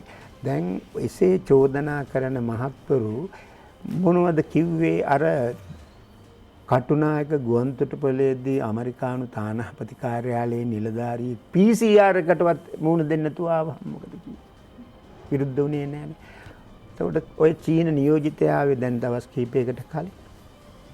ගිය සිකුරාදම ඔක්තෝබර් 6 වෙනිදා රකිත ඇමරිකා එක්සත් ජනපදයේ රාජ්‍ය ලේකම් මයික් පොම්පෙයෝ යනවා ජපානයට. ජපානයට යන්නේ ක්වාඩ් කියන රැස්වීම සඳහා. ක්වාඩ් කියලා කියන්නේ quadrilateral security dialogue. කියන්නේ ඒකට තියෙන රටවල් 4ක් ඇමරිකාව, ජපානය, ඕස්ට්‍රේලියාව, ඉන්දියාව. මේ අර ව්‍යාපෘතියේම කොටසක්. ඒකට මේ ජපානයට යන මයික් පොම්පියෝ පස්වෙනිදා යනවා, 6 වෙනිදා රැස්වීමට ඉන්නවා, ආපහු යනවා. එයා ක්වොරන්ටයින් උනේ නැහැ. මේක තමයි ලෝක යථාර්ථය. ඔබට පුළුවන් නම් ඇමරිකා එක්සත් ජනපදයේ එවැනි නිලධාරියෙක් හෝ චීනයේ හෝ රුසියාවේ ආවහම දවස් 14ක් ක්වොරන්ටයින් කරන්න. ඒක යථාර්ථ නැහැ. නමුත් මේ පිරිස් එන විට කොයි රටෙන් ආවත් අවශ්‍ය සෞඛ්‍ය ක්‍රම බොහෝ නිශ්චිතවම අනුගමනය කරමින් තමයි පැමිණෙන්නේ. දැන් ලංකාවට ආපු චීන දූත පිරිස ඒ සියලු සෞඛ්‍ය මාර්ගෝපදේශ අනුව තමයි ඒ චාරිකාව කළේ. හමුවීම් වලදී පවා අර නිශ්චිත දුර ප්‍රමාණය තබා ගමනින් අපි සාමාන්‍යයෙන් අඳින මුහුණු ආවරණ වෙනුවට අර N95 ආවරණ පැළඳ තමයි සාකච්ඡාවලට සහභාගී වුනේ. මේක ඉතින් යථාර්ථයක්. එවැනි පිරිස් වලට 14ක් ඉන්න කියනවා කියන එක. මේ ඇතුළ එතකොට දැන් එම කාරණා විවේචනය ඔබතුමා කියනවා ඇමරිකානු තානාපති කාර්යාලය නිලධාරිය PCR පරීක්ෂණයක් නොකරපු අන්තර්මී අනේක ගැන විවේචන මතුවෙන්නේ නැහැ. හැබැයි මේ චීන දූත පිරිස සම්බන්ධ අදහස් පළ කරනවා. දැන් ඇමරිකානු රාජ්‍ය දෙපාර්තමේන්තු ඉහළ නිලධාරියෙකුත් ඉදිරියේ දෙන බවට යම්කිසි මාධ්‍ය වාර්තා පළ වෙලා තියෙනවානේ. ඔව්. මේ මාසේ අග කොටසදී එනවා කියලා තමයි මාධ්‍ය වාර්තාවල තියෙන්නේ. මේ අතකොට දේශීය වශයෙන් අපේ රට ඇතුලේ තියෙන දේශපාලනික හැසිරීම තුළ අපි දකින ඔවුන්ගේ පෞද්ගලික හෝ නැත්නම් පක්ෂ දේශපාලන අවශ්‍යතාවයත් මේ විවේචනය කිරීම අදහස් දැක්වීම නැතිනම් ජාත්‍යන්තරයේ මේ රටවල් ක්‍රියාකාරීත්ව විවේචනය කිරීමට යම් ආකාර බලපෑමක් කළා තිබෙනවද එහෙමද? මට පැහැදිලි. දැන් ඔබතුමා කියන කට ඇමරිකානු තානාපති කාර්යාලයේ සිදුවීම විවේචනය වෙන්නේ නැහැ රට ඇතුලේ. චීන සිදුවීම විවේචනය වෙනවා. අපේ රටේ අභ්‍යන්තර පක්ෂ දේශපාලන ක්‍රියාකාරීත්වයත් මේ ඔස්සේ මේ රටවල් දේශපාලනයත් සමග බැඳලා තියෙනවාද කියන්නේ? පැහැදිලිවම බැඳලා තියෙනවා කියන එකයි මම දකින්නේ. මේක අද ඊයේ නෙවෙයි. දැන් 1977 දී එක්සත් ජාතික පක්ෂයේ බලයට පත් වෙලා කෙටි කාලෙකින් ආජන්ටිනාව සහ බ්‍රිතාන්‍ය අතර යුද්ධයක් ඇති වෙනවා. ෆෝක්ලන්ඩ් නැත්නම් මල්විනා ස්තූපත් මුල් කොටගෙන. එවන විට නොබැඳි ව්‍යාපාරය තිබුණ ලෝකේ බොහොම බලපෑම් සහිත තැනක ශ්‍රී ලංකාව නොබැඳි ව්‍යාපාරයේ ප්‍රමුඛ රාජ්‍යයක්. මේ මැල්විනාස් ෆෝක්ලන්ඩ් යුද්ධය පිළිබඳව බ්‍රිතාන්‍ය විවේචනය කරමින් එක්සත් ජාතීන්ගේ මහා මණ්ඩලයට යෝජනාවක් ආවා. ඒ යෝජනාවේදී එක්සත් ජාතීන්ගේ ස්ථාවරයේ මත පදනම්ව ශ්‍රී ලංකාව සිටි නියෝජිතයා බ්‍රිතාන්‍යයට විරුද්ධව ඡන්දය ප්‍රකාශ කළා. ජනාධිපති ජයවර්ධන ඒ නියෝජිත කැඳවල කිව්වා ඡන්දය ඉවත් කරගන්න කියලා. එහෙම තමයි මේ පක්ෂපාතීත්වය. ඒක අදත් තියෙනවා. අදත් තියෙන මේ ඒ පක්ෂවල දේශපාලන දෘෂ්ටි අනුව ඒක තියෙනවා. ඒ නිසා තමන්ගේ ස්වාමීන් මොන වරද කරලා ආවත් ඒකට ගැන ප්‍රශ්න කරන්නේ නැහැ. අනිත් මේ පැමිණීම් සහ වෙනත් දේ විවේචනය කරනවා. ඊළඟට මෙතනදී පැහැදිලි වෙනවා අපේ සමස්ත දේශපාලන සංස්කෘතිය. ඒක බොහෝ පක්ෂවලට පොදු බලයේ ඉන්න පක්ෂයට උනත් බුදුන් වහන්සේගේ කාලේ හිටියා පිරිසක් වාද කරන ඔවුන්ට බෞද්ධ සාහිත්‍යයේ අඳුන්වන්නේ මේ විතණ්ඩවාදීන්. මොනවා හරි තර්කයක් දාලා ජය ගන්න තමයි උත්සාහ කරන්නේ. අන්න ඒ වගේ විතණ්ඩවාදීන් විශාල සංඛ්‍යාවක් අපේ පාර්ලිමේන්තුවේ ඉන්නවා, දේශපාලන පක්ෂවල ඉන්නවා. කිසිම පදනමකට තර්කයකට නැති වාග් ප්‍රහාර වලින් ජය ගන්න තමයි ඔවුන් උත්සාහ කරන්නේ. ගමේ සද්දෙකොත් කටේ සද්දෙන් ගමේ ඉදිරියකොත් කටේ සද්දෙන් දිනන්න හදන්නේ. තමන් දිනන්න හදන කුමක් පොඩි ළමයින්ගේ තර්ක හා සමානයි. එසේ නැතුව දේශපාලනයේ ආර්ථිකයේ ඉතිහාසයේ මේවා අධ්‍යයනය කරලා කරුණු සහිතව කරන අදහස් දැක්වීම වලට වඩා මඩ අවලාද වාචාල කතා මිශ්‍ර දේශපාලන සංස්කෘතියකට අපි ඇවිල්ලා තියෙනවා. දැන් මම දකින්න නම් අපේ මාධ්‍ය වගේම දේශපාලනයේ ඒ පරිහානිය බරපතල විදිහට ප්‍රදර්ශනය වෙනවා. සමනග මැතිතුමනි අවසාන මිනිත්තු 15කට ආසන්න කාලයක් මට තියෙන්නේ. ආණ්ඩුව බලයට ගෙන වෙලාවේදී මම කියන්නේ වත්මන් ආණ්ඩුව බලයට ගෙන වෙලාවේදී ප්‍රධාන කාරණා කිහිපයක් අතර ගැන්වුවා තමයි පාස්විරදා ප්‍රහාරය වගකියුතුයට දන්වන් ලබා දීලා විනිවිදයන්ට සාධාරණය. මහ බැංකු බැඳුම් කර වංචා ගැන කියුණා. වගේම පරිසර හානිය හා සම්බන්ධ වකියුතු මුස්ලිම් දේශපාලකයන්ට දඬුවම් ලබා දීමේ වගකීමක් ගැන කියුණා. ආණ්ඩුව මේවා කරනවද කරමින් යනවද නැත්නම් තාම හරියට දෙයක් කරගන්න බැරි වුණාද මේ වගේ අදහස් තනින් තන පළ වෙනවා. මට මේ ප්‍රශ්න වලට ආණ්ඩුව ආරක්ෂා වෙනුවෙන් පෙනී සිටින නීතිඥයෙක් වගේ උත්තරයක් දෙන්න බෑ. නමුත් සමහර කරුණු දැන් පාස්කු ඉරිදා ප්‍රහාරය පිළිබඳව විමර්ශනයක් සිදු වෙමින් තිබෙනවනේ. දැන් සාක්ෂි විමසන කොමිසම පත් කරන්නේ යහපාලන සමයේදී. වත්මන් ජනාධිපතිතුමා බලයට පත්වීමෙන් පසුව ඒ කොමිසමට තමන් පැවරුණු කාර්යභාරය කරගෙන යන්නට අවශ්‍ය පහසුකම් සැලසුවා අවස්ථාව දුන්නා කීප වතාවක් ජනාධිපතිතුමාම කොමිසම හමු වුණා අදාළ පාර්ශ්වයන් හමු වී සාකච්ඡා කළා. මේක තාම අවසානයකට ඇවිත් නැහැ නිශ්චිත චෝදනාවක් කිරීම සඳහා.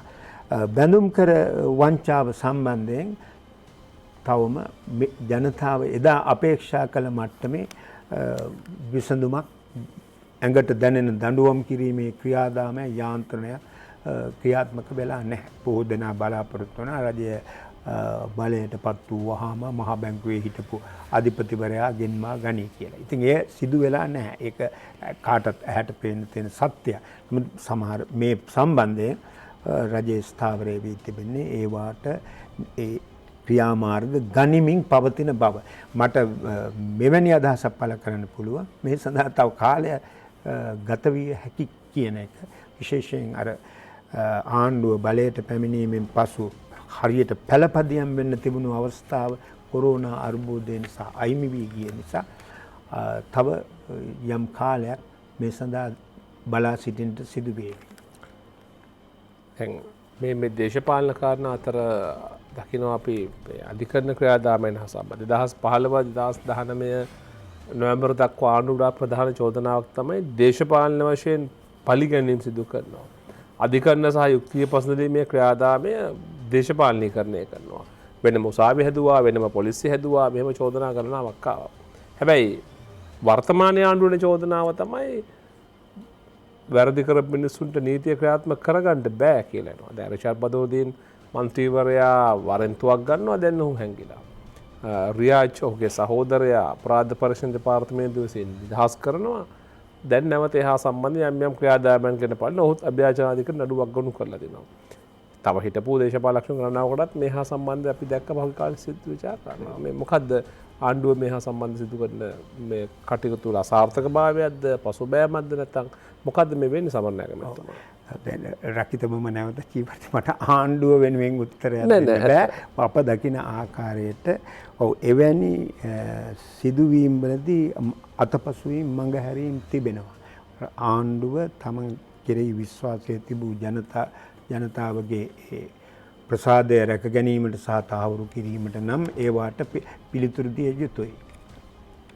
ඉක්මන් යාන්ත්‍රණය සකස් කළ යුතුයි. දැන් නීතිය නිවැරදිව ක්‍රියාත්මක වන බව සාක්ෂි සහිතව ඇසට පෙනී යා යුතුයි. ඒ සහතික කිරීම අවශ්‍යතාවක් තිබෙනවා. ඒ කළ යුතුව තිබෙනවා. සමහරවිට මැතිතුමනි අපිට මිනිත්තු 10කට අඩු කාලයක් තියෙන්නේ. අපි මේ ජාත්‍යන්තර දේශපාලනය හා සමග ලංකාවේ බැඳීම ගැන සාකච්ඡා කළා. මේ කොවිඩ් සහ පශ්චාත් කොවිඩ් තත්ත්වයත් එක්ක ජාත්‍යන්තර දේශපාලනයේ යම් බල තුලනේ වෙනසක් ඉස්සරහා සිද්ධ වෙවිද?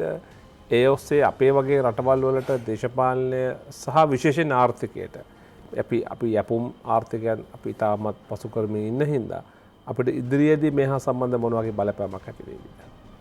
පැහැදිලිවම කොවිඩ් වසංගතය පැමිණීමටත් පෙර සිටම ලෝකයේ ආර්ථික මිලිටරි බලතුලනේ වෙනස්කම් සිදු වෙමින් තිබුණා.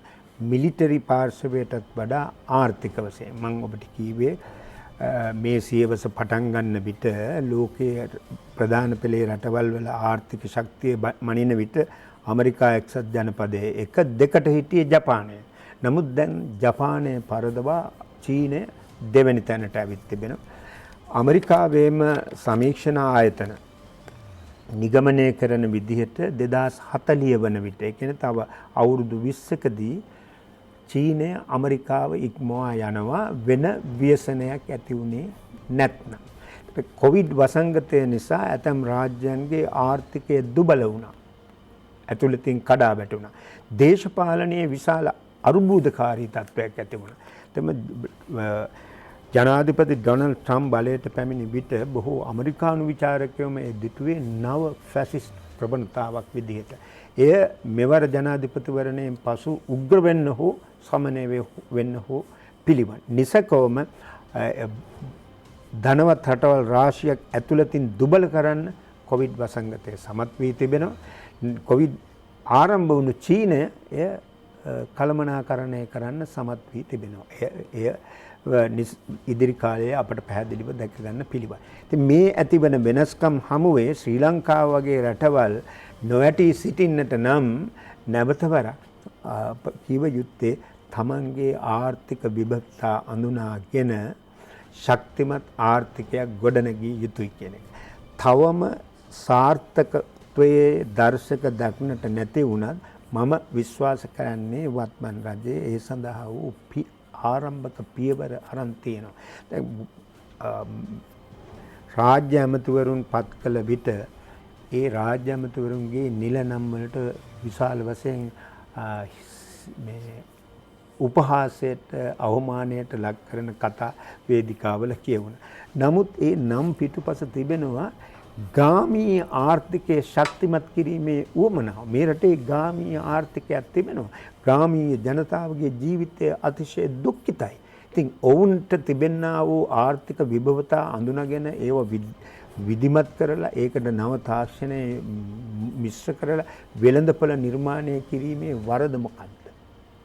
ඊළඟට මේ තිබෙන ගෝලීය ආර්ථිකය ඇතුලේ අර ලෝකයට සම්බන්ධ වෙන ගෝලීයකරණය වූ ආර්ථිකයක් ගොඩනැගීමේදී උඩ ඉන්න තලයට වාසි සහගත වුණත් යට ඉන්න තලයට වාසි වෙන්නේ නැහැ. අපි සංවර්ධනය කියලා දකින සමහර දේ ඇත්තටම සංවර්ධනය නොවේ කියන එකයි මගේ අදහස. රකිත අද වන විට කොළඹ අගනග නාගරික ප්‍රදේශවල මම හරියටම 100ට ගන්න කියන්න බෑ. ඇහැට පේන විදිහට 60ක් විතරයි. උපනගරවල 50%ක් තව ගම්බදටත් යම් ප්‍රතිශතයක් සිල්ලර වෙළඳාම අයිති වෙලා තියෙන්නේ චේන් ස්ටෝර්ස් කීපයකට. සුපිරි වෙළඳ ජාල ආයතන 4යි 5යි. අවුරුදු 10කට වඩා හාත්පසින් වෙනස්. එතකොට ඒ නගරවලත් උපනගරවලත් ගම්බදත් අතුරුදන් වෙච්ච සිල්ලර වෙළඳුන්ට මොකද උනේ?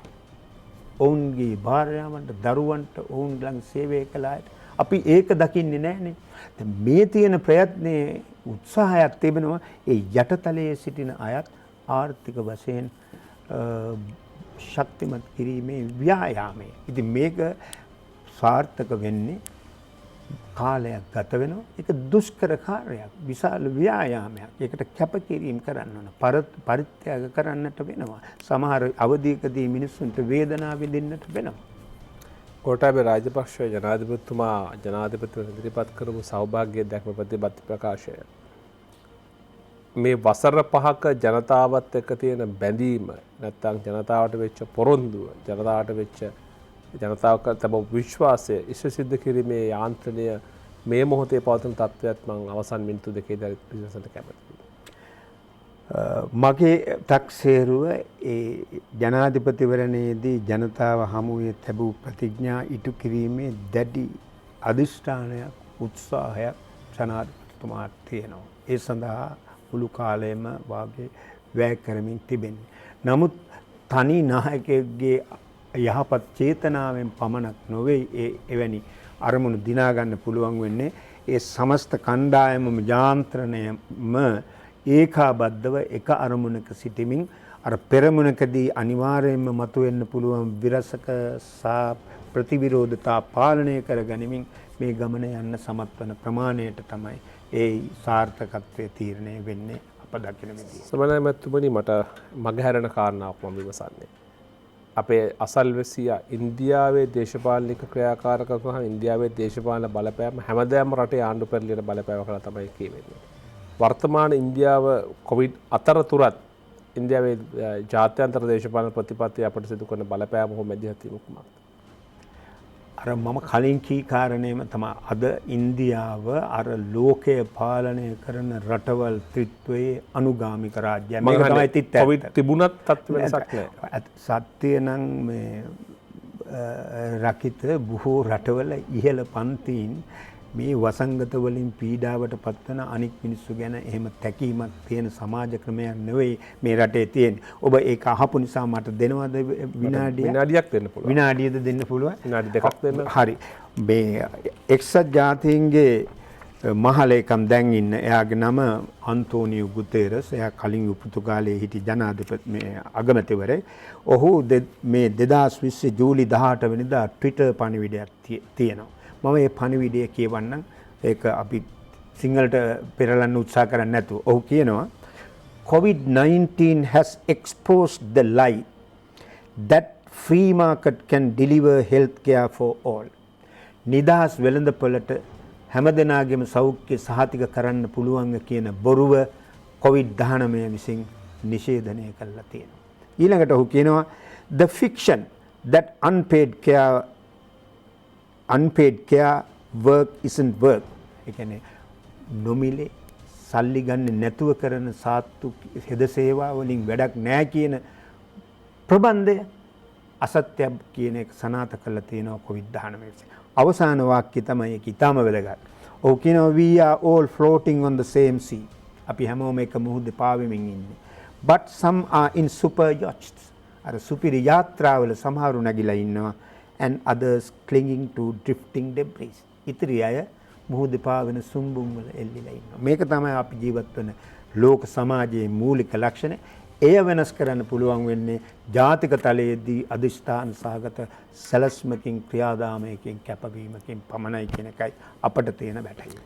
අපගේ ගෞරවනීය ස්තුතිය ස්වාධීන රූපවාහිනියේ වෙනුවෙන් ජනාධිපති මාධ්‍යාංශ අධ්‍යක්ෂ ජෙනරාල්තුමන් තුමන් වඩාත් කැමතිද කිව්වොත් ජ්‍යෙෂ්ඨ මාධ්‍යවේදී අපේ ගුරුවරයෙක් මහාන් සමරනායක මැතිතුමනි ස්තුතියි. හෝරා දෙකක කාලයක් බොහෝ පරාසයන් අතර අපට නිදහසේ ප්‍රශ්න කරන්න අවස්ථාව ලැබුණා. ඔබතුමා එන නිසාම අපි සූදානම් වෙලා එනවා ජාත්‍යන්තරයේ සහ ජාතික වශයෙන් ඕනෑම ප්‍රශ්නයක් විමසන්නට. ස්තුතියි අපේ ආරාධන පිළිගෙන සම්බන්ධ වෙනින් හෝරා දෙකක කාලයක් මොහොත ඔබතුමන්ට අයබෝවන්. ඒ වගේම අපි අද සමගින් අද තීරණ අවසන් කරන වඩා යහපත් හෙට දවසක් ප්‍රාර්ථනා කරමින් අයබෝවන්.